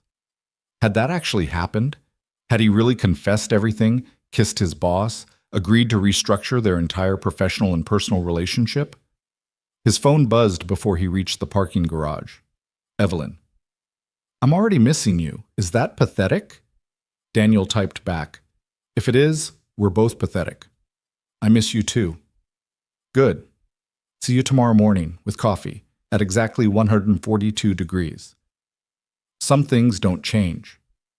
The important things don't, but everything else can. Daniel drove home through empty streets, his mind spinning with logistics and possibilities and the surreal awareness that his life had just transformed completely. Mrs. Chen was indeed watching Korean dramas when he let himself into his apartment, but she took one look at his face and smiled. You look happy scared, she observed. That's good combination. Means something real happened. Something real happened, Daniel confirmed. Good. Emma been asking when you marry Miss Evelyn since she was 5 years old.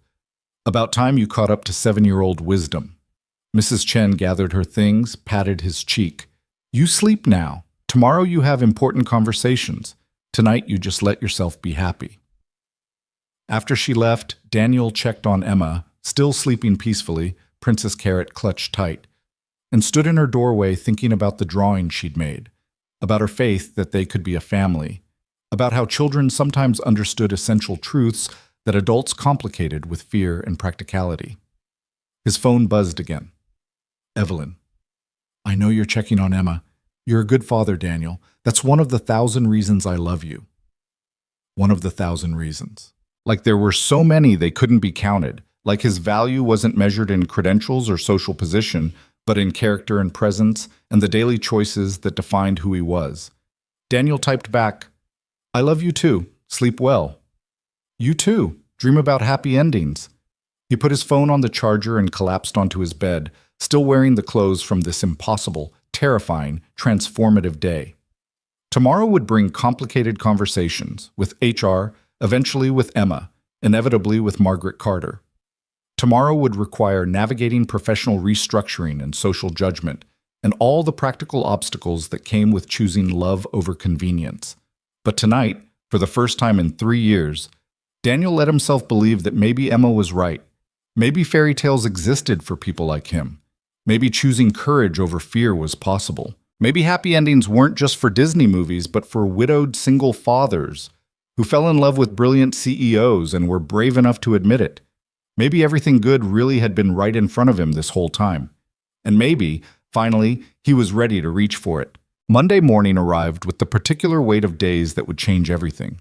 Daniel woke before his alarm, nerves and anticipation making sleep impossible past 5 a.m. Emma was already awake when he checked her room, sitting cross-legged on her bed with Princess Carrot and an expression of unusual seriousness. Today's an important day, isn't it? She asked, studying him with that unsettling perceptiveness that suggested she'd inherited more than just his eye color. Daniel sat on the edge of her bed, choosing honesty over deflection. Yes, it is. How did you know? You have the brave face, the one you wear when you're scared but doing something anyway.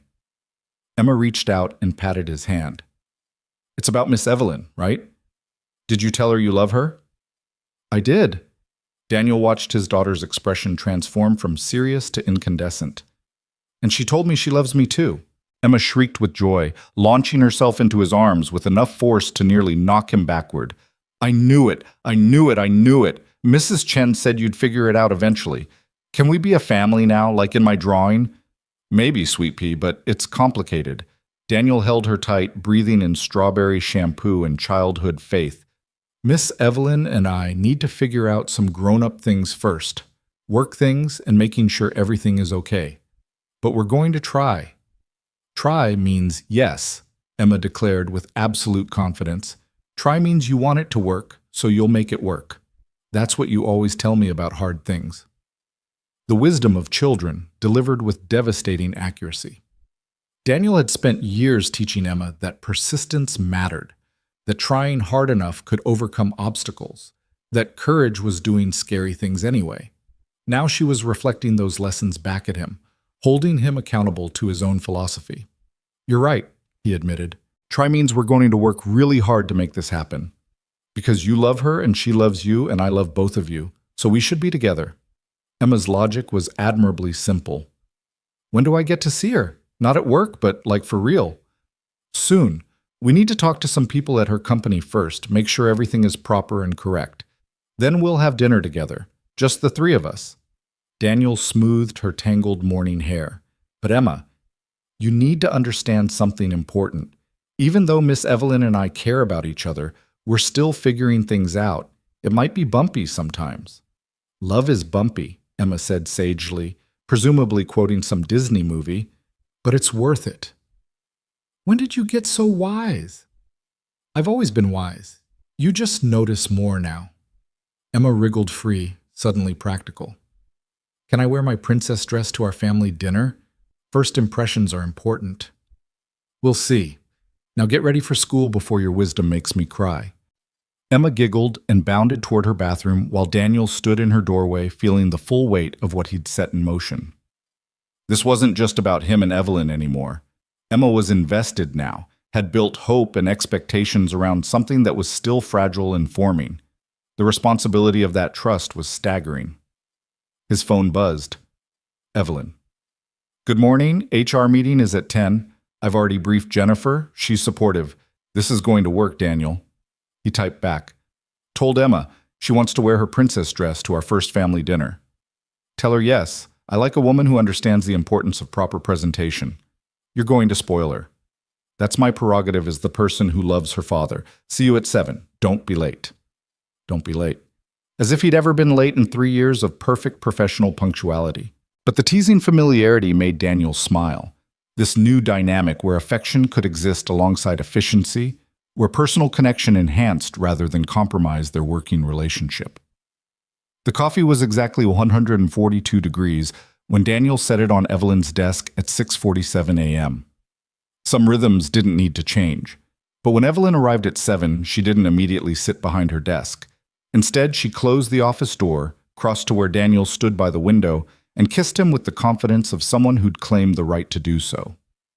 Good morning, she said when they finally separated, her smile private and pleased. Good morning, Daniel echoed, still adjusting to this reality where touching was allowed, where wanting didn't have to be hidden behind professional courtesy. Sleep well? Terribly. Too excited. Evelyn finally moved to her desk but gestured for Daniel to sit in one of the client chairs rather than retreating to his own workspace. Jennifer from HR wants to meet with us together to discuss the restructuring proposal. She's prepared transition documents, updated org charts, everything official. This can be announced today if we're ready. That fast? Daniel's pulse kicked up. I told you I've been working on this for 6 months. The chief of staff position was already approved by the board. I just needed you to accept it. Evelyn's expression turned serious. But Daniel, you need to understand what you're walking into. Creating this role changes our professional dynamic completely. You'll be reporting directly to me still, but with significantly more authority and visibility. People will have opinions. Some will assume you got the position because of personal involvement rather than merit. Even though you've been planning this since long before Saturday night. Even though. People believe what fits their narrative. Evelyn held his gaze.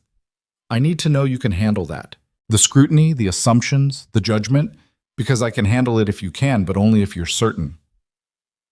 Daniel thought about Saturday night, about sitting at the staff table while Margaret Carter dismissed him, about Stephanie Chen's observation that pursuing Evelyn meant challenging a system designed to keep him in his place. He'd spent 3 years being invisible, competent but unnoticed, essential but unrecognized. Stepping into visibility meant exposing himself to exactly the judgment Evelyn described.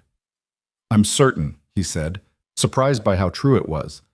I've spent 3 years earning this role through work that mattered. If people want to reduce that to office romance, that's their limitation, not mine. That's my fearless assistant talking, Evelyn said softly. Soon to be my fearless chief of staff. And your boyfriend, Daniel added. Don't forget that part. Never. The word was promise and vow. Ready to make this official? The HR meeting was surprisingly straightforward. Jennifer Martinez, a sharp-eyed woman in her 50s who'd worked with Daniel on various personnel issues, laid out the restructuring proposal with professional efficiency. The chief of staff role came with a substantial salary increase, benefits befitting director-level management, and clear delineation of responsibilities that went far beyond what Daniel had been doing as executive assistant. I want to be very clear about something, Jennifer said, looking between them with the directness of someone who'd seen every workplace dynamic imaginable. This position was approved based solely on Mr. Brooks' exceptional performance over 3 years. His review scores are the highest I've seen in 15 years with this company. His project management, strategic thinking, and operational oversight have been consistently outstanding. This promotion is earned, not granted. Thank you, Daniel said quietly.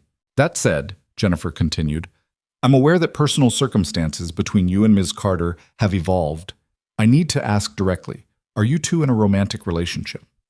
Yes, Evelyn answered before Daniel could speak. As of this weekend, which is why we're here, to ensure everything is handled correctly and ethically. Jennifer nodded, unsurprised. Then we need to establish clear protocols. The Chief of Staff reports to the CEO, which creates potential conflicts of interest. I'm recommending we add a secondary reporting line to the board for oversight purposes. Mr. Brooks will have direct access to file concerns if he feels personal dynamics are affecting professional judgment. Does that work for both of you? More than fair, Daniel agreed. Good. I'll need disclosure forms signed by both of you acknowledging the relationship. This protects everyone legally. Jennifer slid documents across the table. I'm also recommending we announce the organizational restructuring and the relationship simultaneously.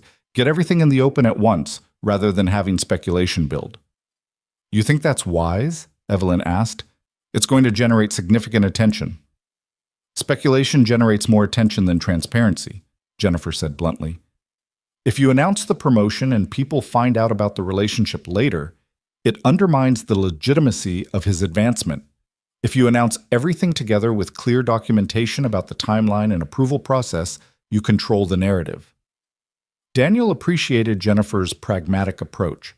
She wasn't judging or cautioning. She was problem-solving, treating this like any other HR situation that required proper management. I agree, he said. Let's be direct about everything. Evelyn reached under the table, found his hand, squeezed once before releasing. Then let's do it. The announcement went out at noon via company-wide email. The organizational restructuring came first. Carter Ventures was creating a chief of staff position to better manage operations. Daniel Brooks had been promoted to fill this role effective immediately. His exceptional performance over 3 years made him the obvious choice. Professional, straightforward, emphasizing merit. The personal disclosure came second. Ms. Carter and Mr. Brooks had recently begun a relationship. All appropriate protocols and oversight structures had been implemented per HR guidelines. The company valued both transparency and the professional excellence both individuals brought to their roles. Daniel watched his inbox explode with responses. Congratulations from colleagues who'd worked with him. Surprised reactions from people who hadn't realized how much he'd been managing. A few carefully neutral responses that suggested judgment lurking beneath professional courtesy. And one message from Marcus Reeves, the surgeon from Emma's soccer game. Congrats on the promotion. Told you that job was harder than an MBA. Well deserved. How bad is the gossip? Evelyn asked, appearing at his desk with another coffee, her way of checking in without hovering. Mixed, mostly positive. Daniel scrolled through messages. A few people clearly think I slept my way into this position, but most seem genuinely happy for me. The people whose opinions matter know your work, Evelyn said firmly. The rest will come around when they see you're exceptional at this job. No pressure. You've been doing this job already. Now you just get proper recognition. Evelyn glanced around the office, lowering her voice. Dinner tonight? The three of us? I know it's fast, but I don't want to wait to meet Emma properly. Daniel's heart did something complicated. Fear and hope tangled together. You're sure you're ready for a 7-year-old interrogation? She has questions. Many questions. I'm ready for whatever comes. Evelyn's smile was determined. I want to do this right, Daniel. I want Emma to know I'm serious about being in her life, in both your lives. She's gonna love you, Daniel said, which was true but incomplete. What he meant was, please don't break her heart. Please be certain before you make promises. Please understand that Emma's trust is more precious than mine and infinitely more fragile. Evelyn heard the subtext. I know what I'm risking, and I know what I'm choosing. Trust me? I'm trying. That's all I ask. She squeezed his shoulder, professional gesture that carried personal meaning. 6 o'clock? I'll bring dessert.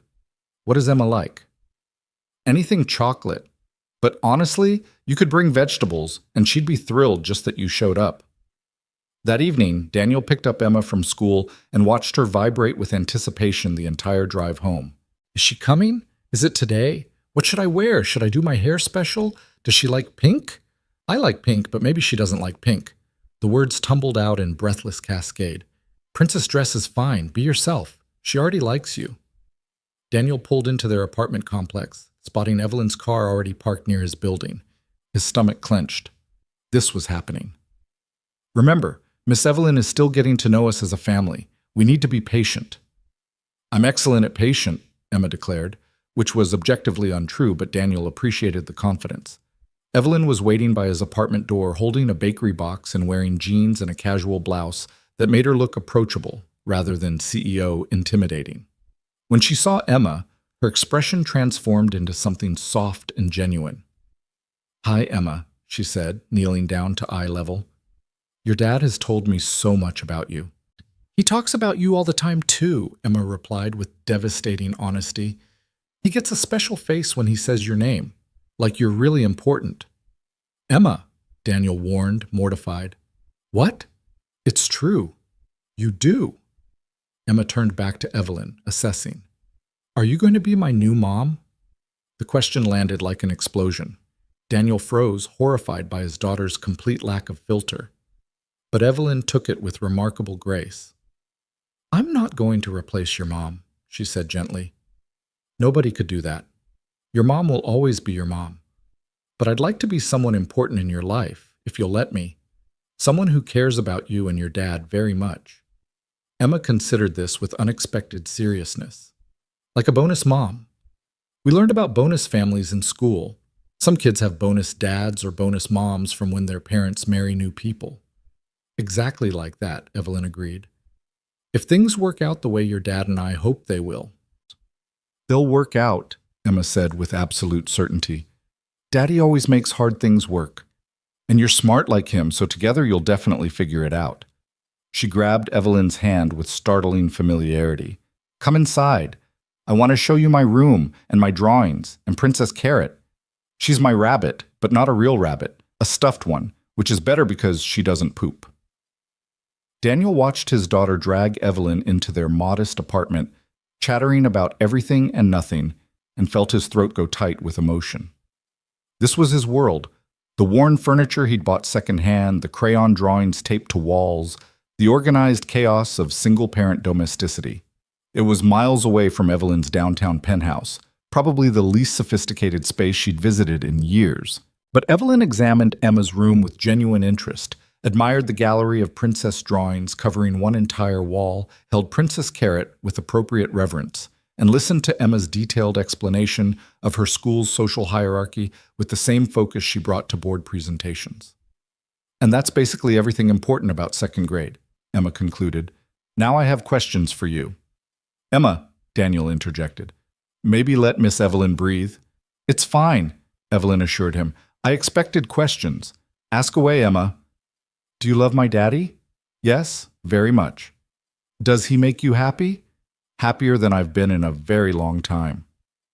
"Are you going to get married?" Emma's eyes were bright with hope. Evelyn glanced at Daniel, then back to Emma with careful honesty. "We just started dating. Marriage is something that happens after people know each other really well for a long time. But yes, if things go the way I hope, that's something I'd want eventually." "Eventually means someday, but not right now," Emma translated, clearly having heard that word frequently from adults. "That's okay. I can wait. I'm very patient." Daniel nearly choked. Evelyn's lips twitched with suppressed laughter. "I can see that," she said solemnly. "You're also very perceptive. Your dad told me you figured out we liked each other before we even admitted it to ourselves." "Grown-ups are slow about feelings," Emma said with the wisdom of ancient sages. "They make everything complicated when it's actually simple. You like each other. You should be together. That's how it works." "You're absolutely right," Evelyn agreed. "We did make it more complicated than necessary, but we're figuring it out now." Over dinner, Thai takeout that Daniel had ordered because cooking felt too high stakes tonight, Emma continued her cheerful interrogation while Evelyn answered questions with impressive patience. Yes, she'd always wanted children, but her work had gotten in the way. Yes, she thought Emma was wonderful and funny and smart. No, she didn't know how to braid hair properly, but she'd like to learn if Emma would teach her. "I can teach you." Emma was delighted by this role reversal. "Daddy does okay, but he doesn't know the fancy braids, just the regular kind." "Regular braids are perfectly acceptable," Daniel protested. "But fancy braids are better. Emma countered. Miss Evelyn, when you marry Daddy, can we all live together? Because your apartment is really fancy, but I like my room here. Maybe we need a new place that's medium fancy. Emma, we talked about this, Daniel said, feeling heat creep up his neck. They just started dating. But planning is important, Emma insisted. In movies, people always forget to plan, and then there's problems. If we plan now, we can avoid problems. Evelyn was definitely fighting laughter now. Your daughter is remarkably pragmatic. She gets it from somewhere, Daniel muttered. I get it from you, Emma agreed. You always say being prepared is better than being surprised. After dinner, Emma insisted on showing Evelyn her entire collection of princess movies, complete with detailed commentary on which ones had the best songs and most realistic character development. Daniel watched them sit together on his worn couch, Emma leaning against Evelyn with the casual intimacy of children who decided someone was trustworthy, and felt something in his chest crack open. This could be real. This could be his life. Emma and Evelyn, laughter in his living room, ordinary evenings that felt extraordinary because the people in them mattered. She's falling asleep, Evelyn whispered, nodding at Emma, who was indeed drowsing against her shoulder, the movie forgotten. I'll put her to bed. Daniel lifted his daughter carefully, carried her to her room where she mumbled something about fancy braids before surrendering to sleep completely. He returned to find Evelyn examining the photographs on his wall. Emma through the years, Daniel and Sarah's wedding photo that he'd never removed, the visual history of a family built and rebuilt. She was beautiful, Evelyn said softly, looking at Sarah's image. Your wife. She was, Daniel agreed, moving to stand beside her. She would have liked you. Sarah believed in competence over pedigree, valued intelligence, hated social pretension. Do you think... Evelyn hesitated. Do you think she'd approve of us? Daniel considered the question seriously. Sarah had been practical and direct, impatient with complications, fiercely protective of their daughter's well-being. She'd want Emma happy. She'd want Daniel to move forward rather than staying frozen in grief. She'd probably have some caustic comment about taking 3 years to admit feelings that were obvious. I think she'd tell me I was an idiot for waiting so long, Daniel said finally. And then she'd tell you that Emma needs stability more than romance, so if you're not serious, walk away now before my daughter gets more attached. I'm serious, Evelyn said quietly. About all of this. About you. About Emma. About building something real. I know it's fast and complicated and there are legitimate obstacles ahead, but Daniel, I've never been more certain about anything in my life. My daughter just asked about marriage after one dinner. Your daughter is goal-oriented and efficient. Excellent qualities. Evelyn turned to face him fully. I'm not scared of her expectations. I'm scared of disappointing them. I'm scared of promising something and failing to deliver. But I'm not scared of wanting this. I want it more than I've wanted anything in years. Daniel pulled her close, tucking her head under his chin, holding tight against the fear that this was too good to last. My mother called this afternoon. The announcement reached her social circle. She's displeased. I expected that. She wants to meet with us, with me specifically, to discuss this situation and appropriate professional boundaries. Evelyn's voice was carefully neutral. I told her we'd meet her for lunch Friday, both of us together. Should I be terrified? Probably. She's formidable and judgmental and completely convinced that family reputation matters more than actual happiness. Evelyn pulled back enough to meet his eyes. But she doesn't control my life anymore. I'm done letting her fear dictate my choices. She's still your mother. And I still love her, but love doesn't mean obedience. Evelyn's jaw set with determination Daniel recognized from difficult negotiations. She can accept this or she can't. Either way, I'm choosing you. The conviction in her voice made Daniel believe finally and fully that this wasn't temporary emotion or weekend impulse. Evelyn Carter, CEO and venture capitalist and woman raised to value appropriate matches, was choosing him. Assistant-made chief of staff, widowed single father, man without pedigree or connections. She was choosing him despite obstacles, despite maternal pressure, despite social judgment. She was choosing him. I love you, he said, because it needed to be said again, needed to be confirmed in this moment of his daughter sleeping peacefully, and this woman standing in his modest apartment declaring her certainty. "I love you too." Evelyn kissed him softly. "Thank you for letting me into your life, into Emma's life. I know what you're risking. Thank you for being worth the risk." They stood in Daniel's living room holding each other while the city hummed outside, while Emma dreamed about fancy braids and bonus moms, while the future stretched out with possibilities that had seemed impossible 72 hours ago. Friday arrived with the particular dread of unavoidable confrontation. Margaret Carter had chosen a restaurant in Beverly Hills, the kind of place where menus had no prices, and the clientele measured status by table location. Daniel dressed carefully, the suit Evelyn had bought him for client meetings, proper shoes, every detail of appearance designed to project competence, even while knowing it wouldn't matter to a woman who'd already decided he was unsuitable. "You look nervous," Evelyn observed, meeting him in Carter Ventures' lobby. "I am nervous. Your mother hates me."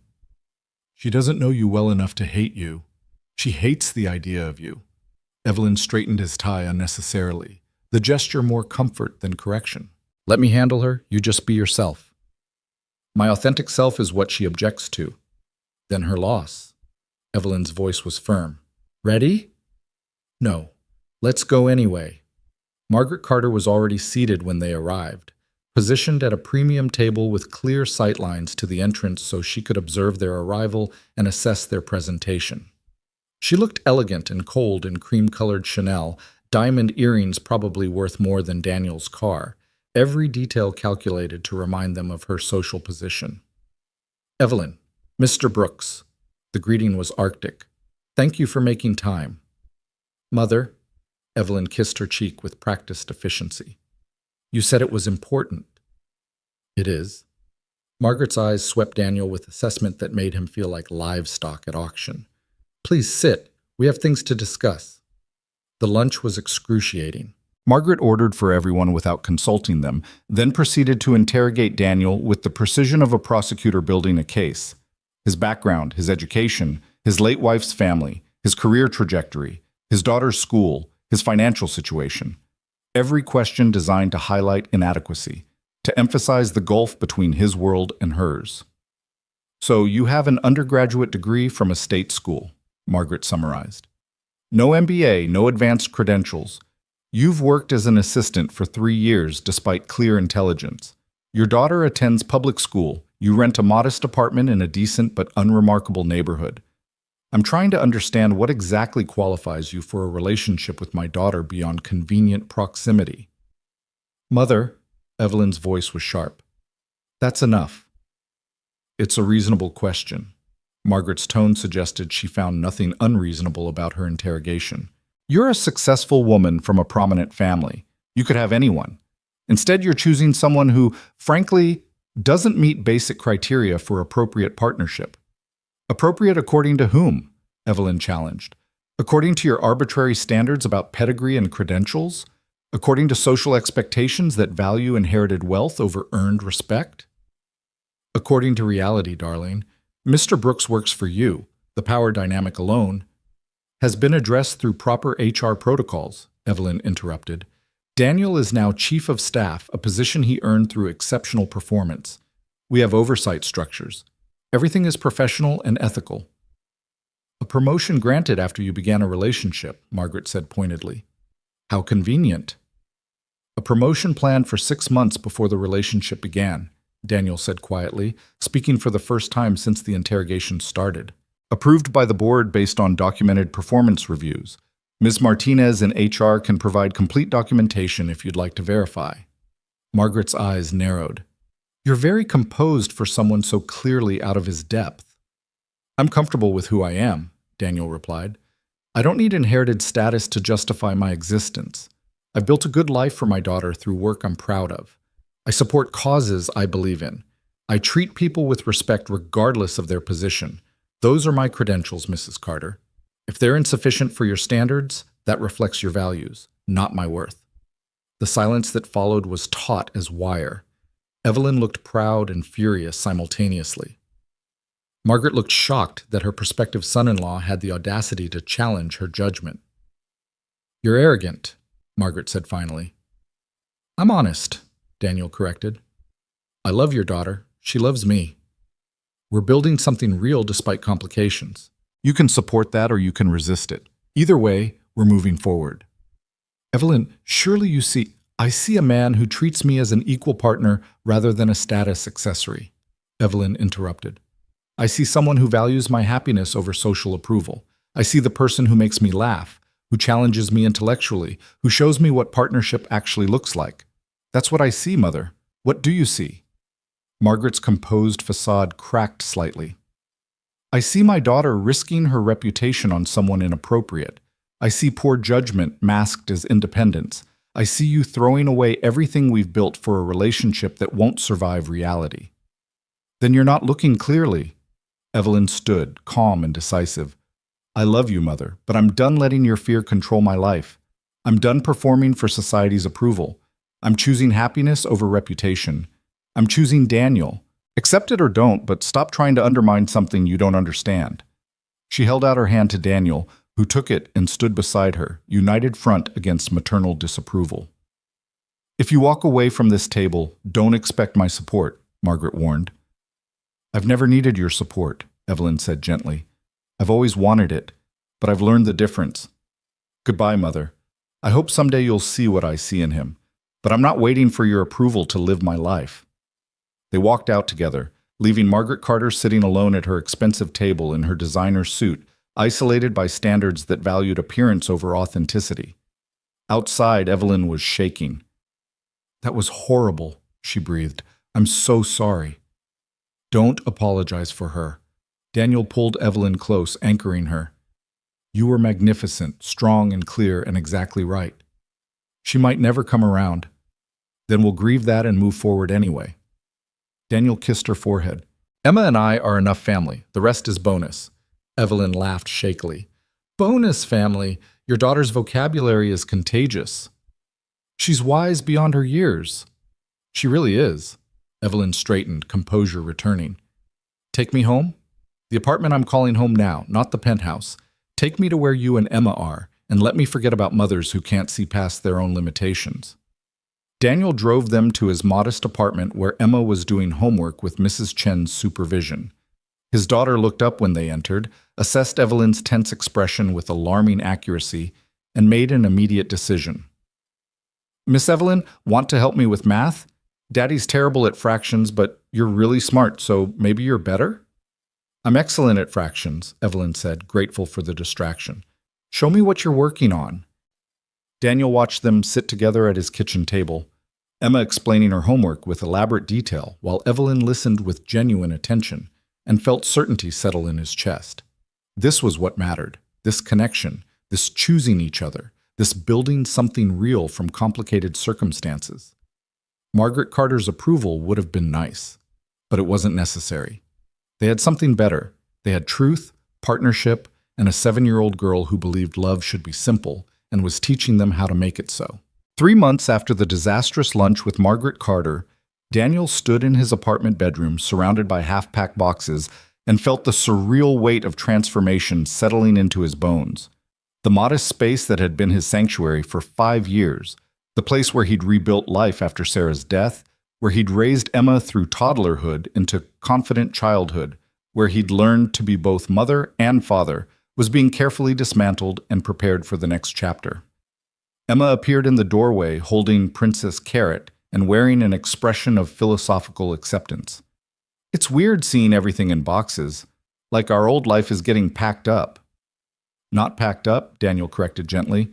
Just moved to somewhere bigger. Our life is coming with us. Our bigger life, Emma amended, with Miss Evelyn, in a house that has a yard and 3 bathrooms, which seems excessive, but she says is normal. Daniel smiled at his daughter's assessment. The house Evelyn had found, that they'd chosen together after weeks of searching, was indeed larger than necessary for 3 people. But it had a backyard where Emma could play, a home office where Daniel could work when needed, and a kitchen large enough for the family dinners Evelyn had started insisting they have weekly. It was compromise and possibility built into architecture, a physical space that represented their blended future. 3 bathrooms means nobody has to wait, Daniel pointed out, wrapping photo frames in newspaper with practiced efficiency. That's pretty valuable when Emma takes 30-minute showers. I'm conditioning my hair properly, Emma defended. Miss Evelyn taught me. Hair care is important. In 3 months, Miss Evelyn had become a fixture in Emma's life so completely that Daniel sometimes forgot there'd been a time when she wasn't. Weekly dinners had evolved into spontaneous weeknight visits, weekend outings to museums and parks, an easy intimacy that looked remarkably like family despite lacking legal documentation. Evelyn had learned to braid hair with Emma's patient instruction, had attended a parent-teacher conference that confused the staff until Emma cheerfully explained her bonus mom situation, had become the person Emma called when she needed help with homework. Daniel couldn't figure out. Margaret Carter still hadn't spoken to her daughter beyond terse text messages about business matters. That silence was a wound Evelyn carried with practiced stoicism, but Daniel saw how it hurt her, saw the way she'd pause before deleting her mother's messages, the careful neutrality she maintained when Emma innocently asked about grandmothers, the grief she tried to hide when families gathered for holidays, and hers remained fractured. "You're thinking about her again," Emma observed with her unsettling perceptiveness. "Miss Evelyn's mom. You get a sad face when you think about her." "Just wishing things were different," Daniel admitted. "Me too. I never met her, but she sounds mean." Emma sat cross-legged on his bed, watching him pack. "But Daddy, we can't make people be nice if they don't want to. You always say we can only control ourselves, not other people." "When did you get so wise?" "I keep telling you, I've always been wise. You're just catching up." Emma swung her legs thoughtfully. "Maybe Miss Evelyn's mom will figure it out eventually. Maybe she just needs time to see how happy we all are." Daniel hoped his daughter was right, but suspected Margaret Carter's resistance was more entrenched than temporary adjustment period. Some people couldn't see past their own limitations, couldn't imagine happiness existing outside prescribed parameters. That was their loss, but it rippled outward, affecting everyone who loved them. His phone buzzed. "Evelyn. How's packing going? Need help?" "Almost done. Emma is supervising with maximum efficiency." "Tell Emma I appreciate her management skills. Dinner tonight? My place? I'm trying a new recipe that will probably be terrible, but the effort counts." "Your cooking is getting better," Daniel typed back, which was generous but trending toward true. Evelyn approached cooking the way she approached everything, with intense research, meticulous preparation, and stubborn determination to master new skills. The results were improving from inedible to merely mediocre. "Liar. But I love you for it. See you at 6? "See you then." Emma bounced off the bed with sudden energy. "Can I bring my princess dress? I want to show Miss Evelyn the new one you got me, the purple one with sparkles." "Pack it in your overnight bag." "But Emma—" Daniel paused his packing to crouch at her level, making sure she was listening. "You know we're moving in with Miss Evelyn next month. That means it won't be visits anymore. It'll be home, our home, all of us together." "I know." Emma's expression was serious. "Are you scared about it?" The question caught Daniel off guard with its directness. Was he scared? Absolutely. Terrified that cohabitation would expose incompatibilities currently hidden by maintained separate spaces. Terrified that Emma would struggle with the adjustment despite her enthusiasm. Terrified that the reality of daily life would erode the romance of intentional dating. But he was also hopeful, excited, ready to stop splitting his life between two locations and create something integrated and whole. "A little scared," he admitted honestly, "but mostly excited. How about you?" "Same. Scared, excited." Emma considered this. "But I think the excited is bigger than the scared, because I've wanted this since I was 5 and drew that picture. Now it's finally real." "It's finally real," Daniel echoed, pulling his daughter into a hug that she tolerated with good grace before squirming free to resume her own packing efforts. That evening, Evelyn's dinner was indeed mediocre. Chicken that was simultaneously dry and undercooked, vegetables that had been boiled into submission, rice that had somehow achieved the texture of paste. But she'd set the table with care, lit candles, and was so proud of her efforts that Daniel ate every bite without complaint.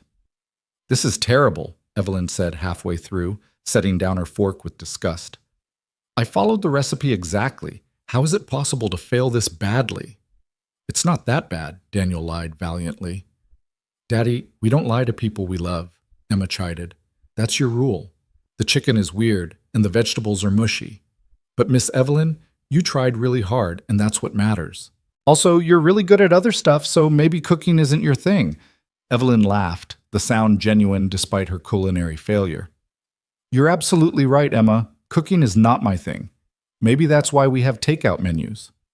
I like takeout, Emma said cheerfully, and Daddy's cooking. Between you both, I'll eat good. Eat well, Daniel corrected automatically. That too. Emma was undeterred by grammar. Miss Evelyn, can I ask you something important? Always.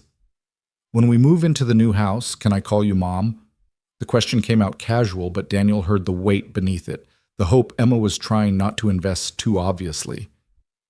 Or is that weird because I have a mom already who died? I don't want to replace her, but I want you to be my mom too. Is that okay? Evelyn's eyes went suspiciously bright. She glanced at Daniel, seeking permission or guidance, and he nodded slightly. This was Emma's choice to make, not his to control. Emma, I would be honored if you called me Mom, Evelyn said, voice thick with emotion. Your first mom will always be your first mom. Nothing changes that.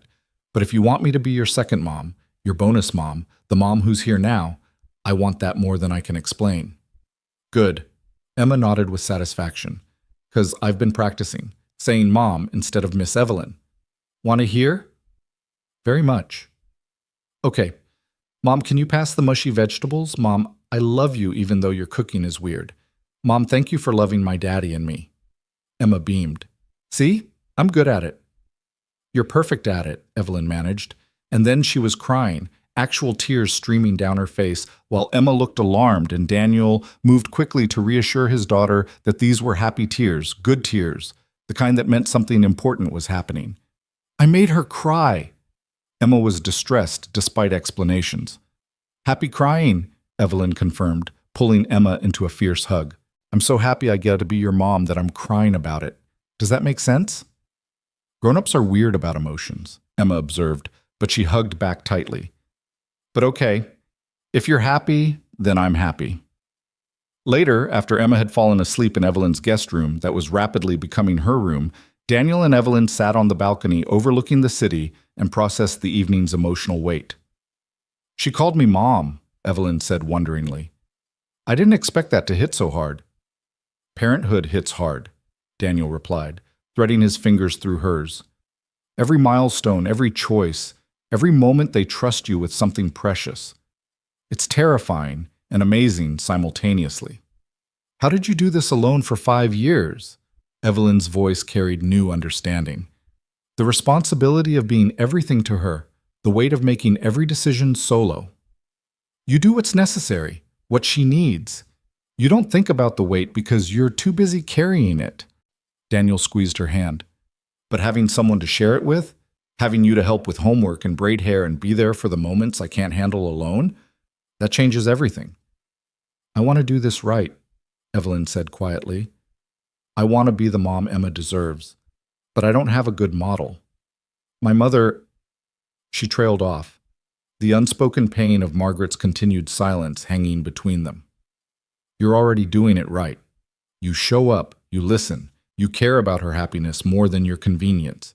That's what matters. Daniel turned to face her fully. Your mother's limitations don't define your capabilities. You're not her, Evelyn. You're you, and you're going to be an amazing mom because you choose to be present. I love you, Evelyn said, the words carrying weight beyond romance into partnership and gratitude and commitment. I love you too.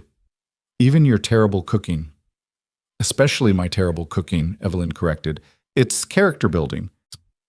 The move happened on a Saturday in late October with help from Mrs. Chen, Marcus Reeves, and his wife who'd become unexpected friends, several colleagues from Carter Ventures who wanted to support their chief of staff's new chapter, and Stephanie Chen, whose catering company provided food that was infinitely better than anything Evelyn could have produced. Emma directed traffic with the authority of a general, ensuring her belongings ended up in the correct room, that Princess Carrot had appropriate positioning on her new bed, that the backyard was properly examined for princess-appropriate activities. She adapted to the new space with the flexibility of childhood, claiming it immediately as hers in the way children did when they felt secure and wanted. Daniel unpacked boxes in the home office he'd share with Evelyn, creating space for both their work, both their lives, the professional and personal finally integrated rather than carefully separated. The chief of staff position had proven everything Jennifer from HR had promised: challenging, visible, utilizing skills Daniel had spent 3 years developing. Some people still whispered about office romance and convenient promotions, but most had seen his competence speak louder than gossip. "This is really happening," Evelyn said, appearing in the office doorway with paint smudges on her cheek from helping Emma decorate her room. "We're really doing this." Having doubts, Daniel asked, though her expression suggested the opposite. "None. Not a single one." Evelyn moved into his arms with easy familiarity, this physical intimacy still thrilling despite months of practice. "I'm just amazed we got here. From your confession at the gala to this house, this life, this family, it feels impossibly fast and exactly right simultaneously. Emma would say we were just catching up to what was always going to happen." Emma is wise beyond her years. Evelyn kissed him softly. "Thank you for being brave enough to tell me the truth, for risking everything by being honest. I know that wasn't easy. Loving you was easy. Admitting it was terrifying." Daniel held her close, breathing in the reality of this moment, their house, their life, their daughter painting her room purple down the hall. But worth it, so worth it. They spent the weekend settling in, creating routines that would define their household, negotiating small compromises about kitchen organization and bathroom counter space, and who was responsible for which chores. It was domestic and mundane, and everything Daniel had stopped believing possible after Sarah's death. This building of partnership with someone who chose to carry weight beside him rather than adding to his burden. Monday morning brought new rhythm. Emma's school run from a different location. Commute to Carter Ventures, where Daniel and Evelyn arrived together but in separate cars to maintain some professional boundaries. The dance of being colleagues who were also partners, who were also parents coordinating their daughter's schedule. Jennifer from HR checked in midweek, her expression carefully neutral. "How's the transition going? Any issues I should be aware of?" "Smooth so far," Daniel reported.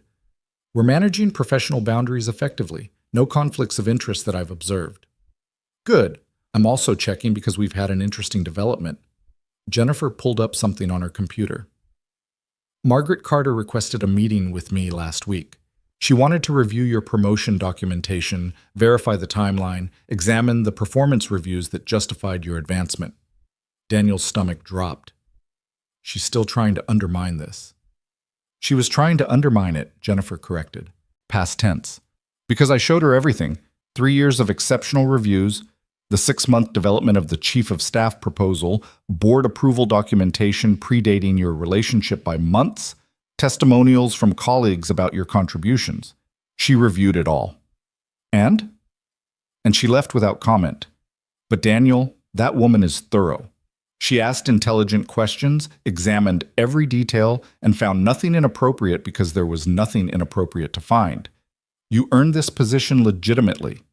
Jennifer's expression softened slightly. "I don't know if it changed her opinion about your relationship with her daughter, but at minimum, she now has to acknowledge you earned your professional position through merit. It wasn't reconciliation, but it was something. Margaret Carter confronting evidence that contradicted her assumptions, being forced to recognize Daniel's competence even if she couldn't accept his place in her daughter's life." "Thank you for handling that," Daniel said. "Just doing my job. Protecting employees from unjust scrutiny." Jennifer paused. "For what it's worth, I've been doing HR for 20 years. I've seen a lot of workplace relationships. Most fail because of power dynamics, because someone is taking advantage, because the foundation is unequal. You and Evelyn? You're actually partners. Equal in ways that matter, even if the titles suggest hierarchy. That's rare. Don't let other people's limitations make you doubt what you've built." The validation from someone who had no stake in their happiness mattered more than Daniel expected. He returned to his office, the larger space that came with his new title, positioned near Evelyn's but distinctly separate, and found a sticky note on his computer monitor in Evelyn's handwriting. "Lunch? The good Thai place? My treat because I love you." Daniel typed back. Always. Noon? Perfect. It's a date. Our 87th date, but who's counting? You're counting. I count everything that matters. You taught me that. At lunch, Evelyn was subdued in a way that suggested something weighing on her mind. Daniel waded through appetizers and halfway through their entrees before calling her on it. What's wrong? Not wrong exactly. Evelyn set down her fork with careful precision. My mother contacted me this morning. First real conversation in 3 months. She wants to meet with both of us. Dinner at her house next Sunday. Daniel's chest tightened. That sounds like a trap. Maybe. Probably. Evelyn's expression was complicated. Hope warring with caution, warring with old wounds. But she specified both of us. Not just me. She wants to talk to you too. To tell me in person all the ways I'm inadequate?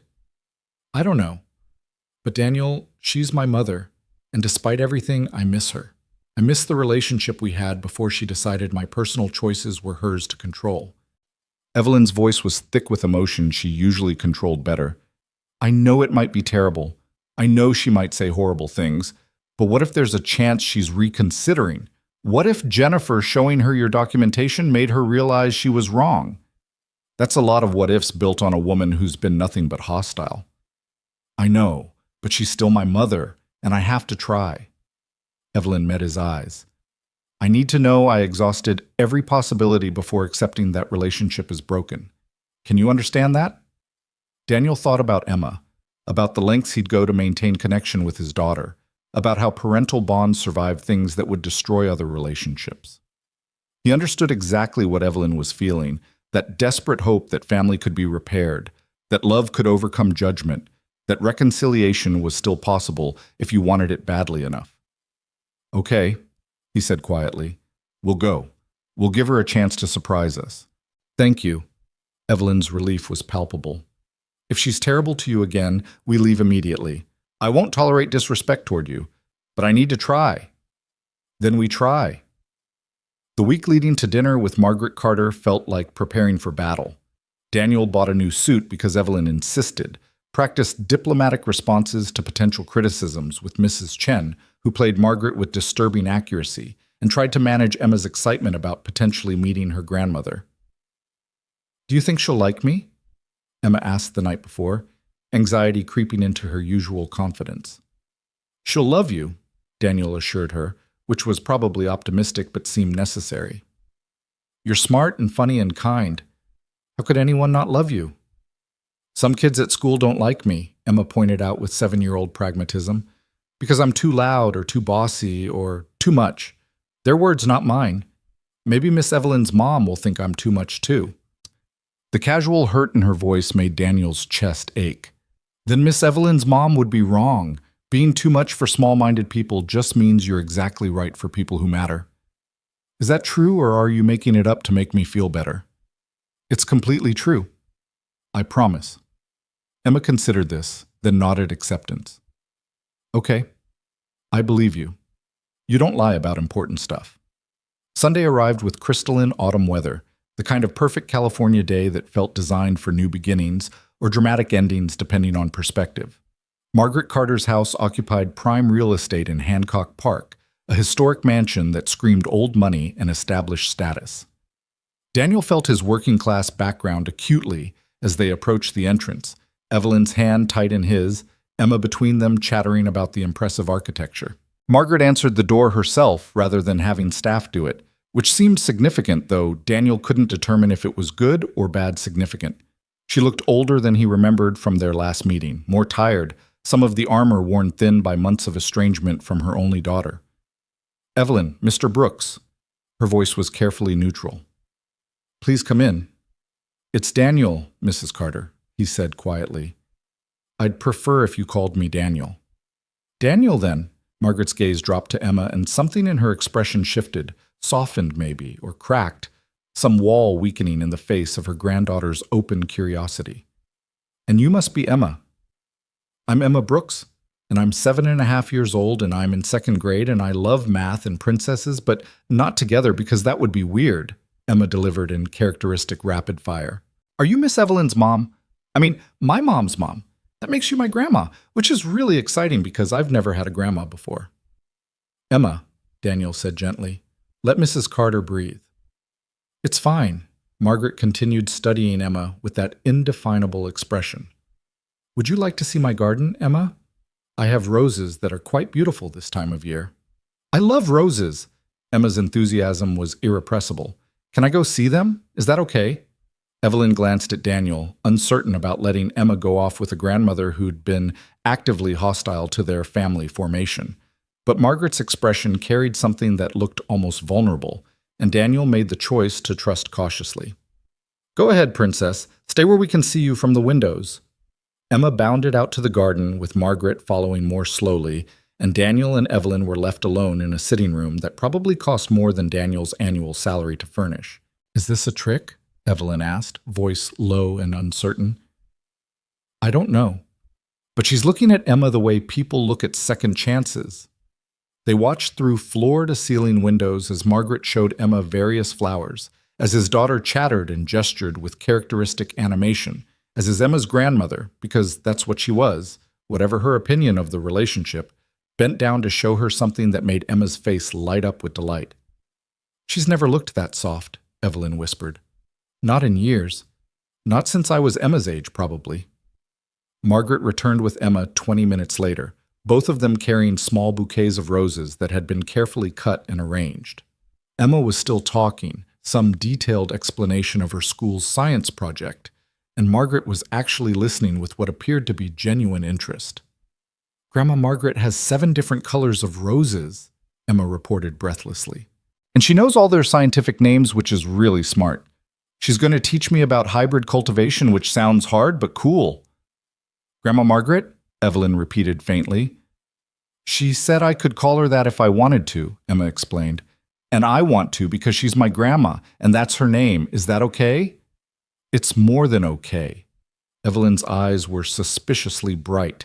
Margaret set down her bouquet with careful precision, and Daniel watched her gather courage for something difficult. I owe you both an apology. Several apologies, actually. I've been judgmental and small-minded and afraid. Mother, Evelyn started, please let me finish. This is difficult enough without interruption. Margaret took a steadying breath. I built my life around certain expectations, certain rules about how things should be, family reputation, social standing, appropriate matches. I raised you with those values because I believed they'd protect you, give you stability, ensure your happiness. But I confused stability with happiness, confused appropriate with right. She turned to Daniel directly. I was wrong about you. Profoundly, completely wrong. I let my prejudices about education and background and social position blind me to who you actually are. Jennifer Martinez showed me your employment documentation, your performance reviews, the evidence of 3 years of exceptional work that had nothing to do with your relationship with my daughter. Then I did something I should have done months ago. I investigated you properly. You investigated me? Daniel wasn't sure whether to be offended or impressed. I spoke with your references. Your former employers, Emma's school, your neighbors, even Mrs. Chen, who had remarkably strong opinions about my character failures. Margaret's lips twitched with what might have been humor. Every single person described you the same way. Competent, devoted, principled, kind. A man who rebuilt his life after tragedy, who raised his daughter alone with grace, who works harder than necessary because excellence matters to him. A man whose credentials don't reflect his capabilities because he chose his daughter's needs over his own advancement. Daniel's throat was tight. He hadn't expected this thorough investigation, this cataloging of his character through other people's eyes, this evidence that he'd built something worth recognizing even if it didn't fit traditional measures of success. I was raised to value pedigree, Margaret continued, her voice roughening with emotion. But pedigree is just history. What matters is what you do with the present, what you build for the future. You've built something remarkable, Daniel. You're a father Emma adores, a partner my daughter trusts completely, a professional whose colleagues respect him. Those are credentials that matter more than any degree or family name. Thank you, Daniel managed. That means more than I can express. Don't thank me yet. I'm not finished. Margaret turned to Evelyn. I'm sorry, darling. I'm sorry I let my fear make me cruel. I'm sorry I tried to control your life instead of supporting your choices. I'm sorry I missed 3 months of your happiness because I was too stubborn to see what was right in front of me. You're glowing in a way I haven't seen since you were a child, and that's because of him, because of the family you've built together. I was wrong to try to stop it. Evelyn was crying now, actual tears streaming down her face. I missed you so much. I missed you too. Margaret's own composure was cracking. Can you forgive me?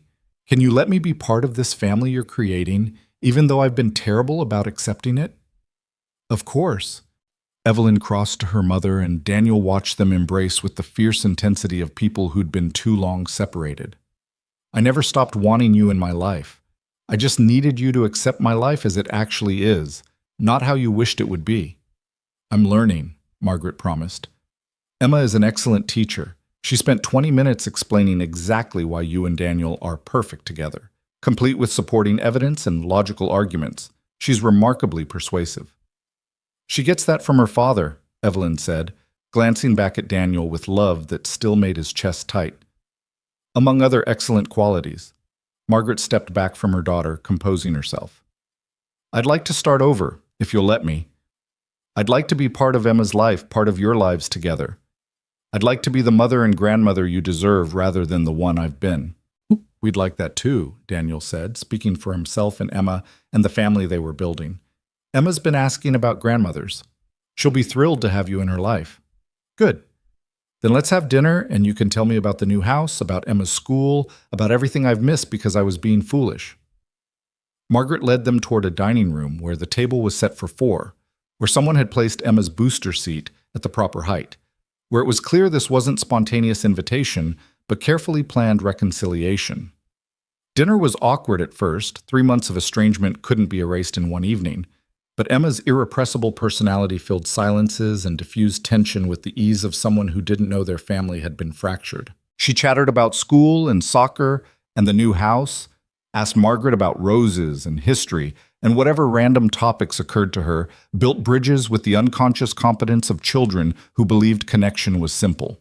By dessert, Margaret was laughing at Emma's stories, offering to attend her next soccer game, asking about allergies and preferences so she could plan better meals for future visits. The transformation wasn't complete. Years of ingrained prejudice couldn't be undone instantly, but it was genuine. Margaret was trying, and her effort mattered more than perfection. I have something for you, Margaret said as the evening wound down, producing a jewelry box from a sideboard. This was my grandmother's. It's been passed down through 4 generations, given to each woman when she committed to building her own family. She opened the box to reveal a stunning sapphire ring, elegant and timeless. I'd like you to have it, Evelyn. Not because tradition demands it, but because you've built something worth honoring. A family based on love and respect and actual partnership rather than social convenience. That's what this ring was always meant to represent, even if we forgot along the way. Evelyn accepted the box with trembling hands. Mother, I can't. You can and you should. It's yours.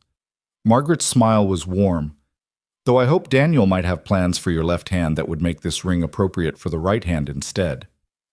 The implication landed like a stone in still water. Daniel felt everyone's attention shift to him, felt the weight of expectation and possibility, and his own secret plans that weren't quite ready for exposure. I might have plans, he admitted carefully, in the near future, when timing is right. Good. Margaret's approval was clear. Take your time, but not too much time. I've wasted enough already. Later, driving home with Emma drowsing in the back seat and Evelyn wearing her grandmother's ring on her right hand, Daniel felt something settle in his chest, the last piece of resistance dissolving into acceptance. Margaret's approval hadn't been necessary for their relationship to work, but having it felt like removing weight he hadn't realized he'd been carrying.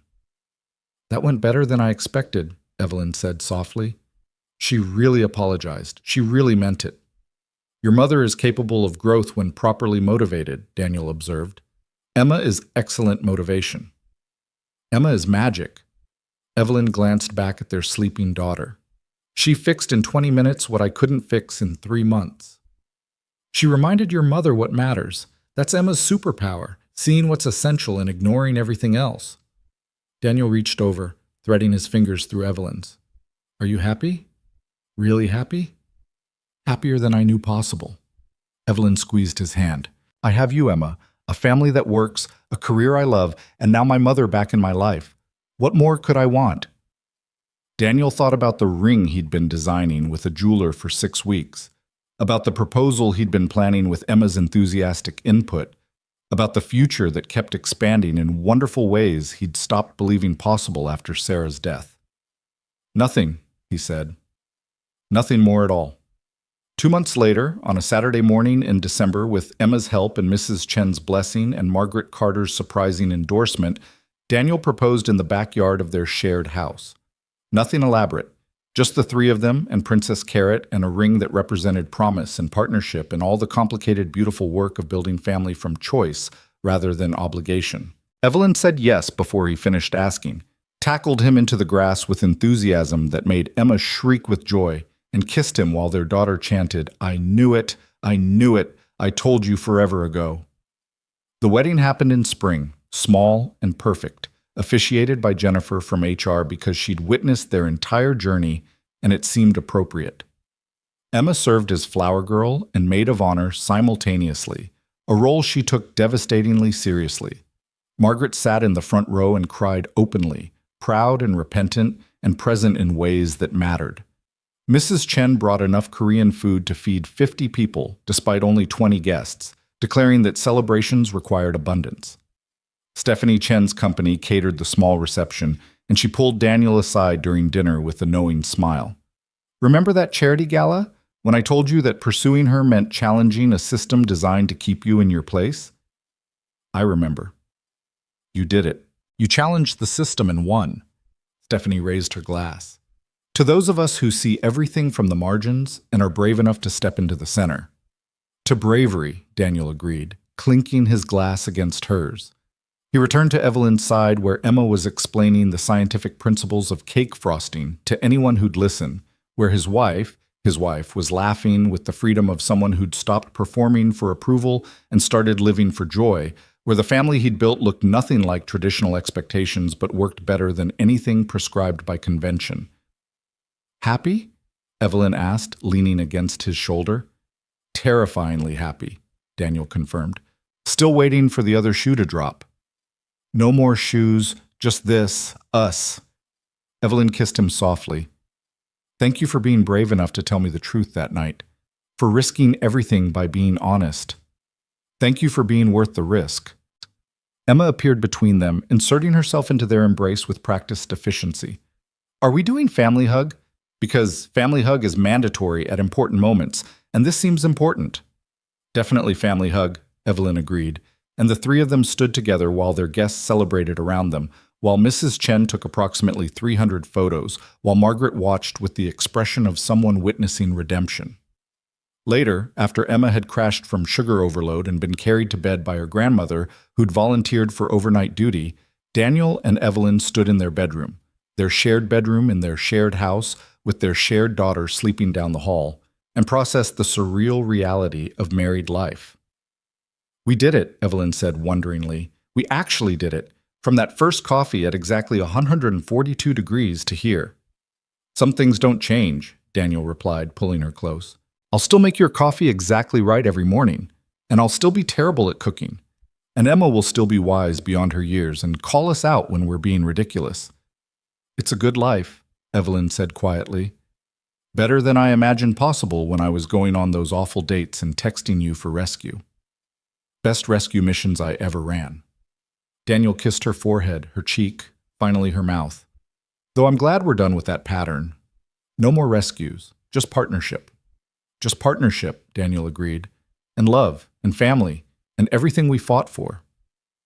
They fell asleep tangled together, exhausted and happy and complete in ways that had nothing to do with social status or professional credentials or any of the external measures that were supposed to define success. They'd built something real from impossible circumstances, something that worked because they'd chosen courage over fear, honesty over convenience, partnership over hierarchy. Emma's drawing from 2 years ago, Daddy, me, and Miss Evelyn labeled My Family, hung framed in the hallway, a prophecy fulfilled through persistence and faith and the stubborn belief that love could overcome practical obstacles.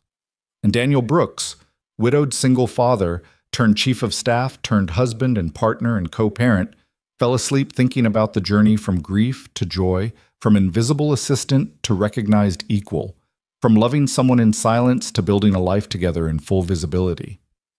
The fairy tale Emma had believed in proved true after all.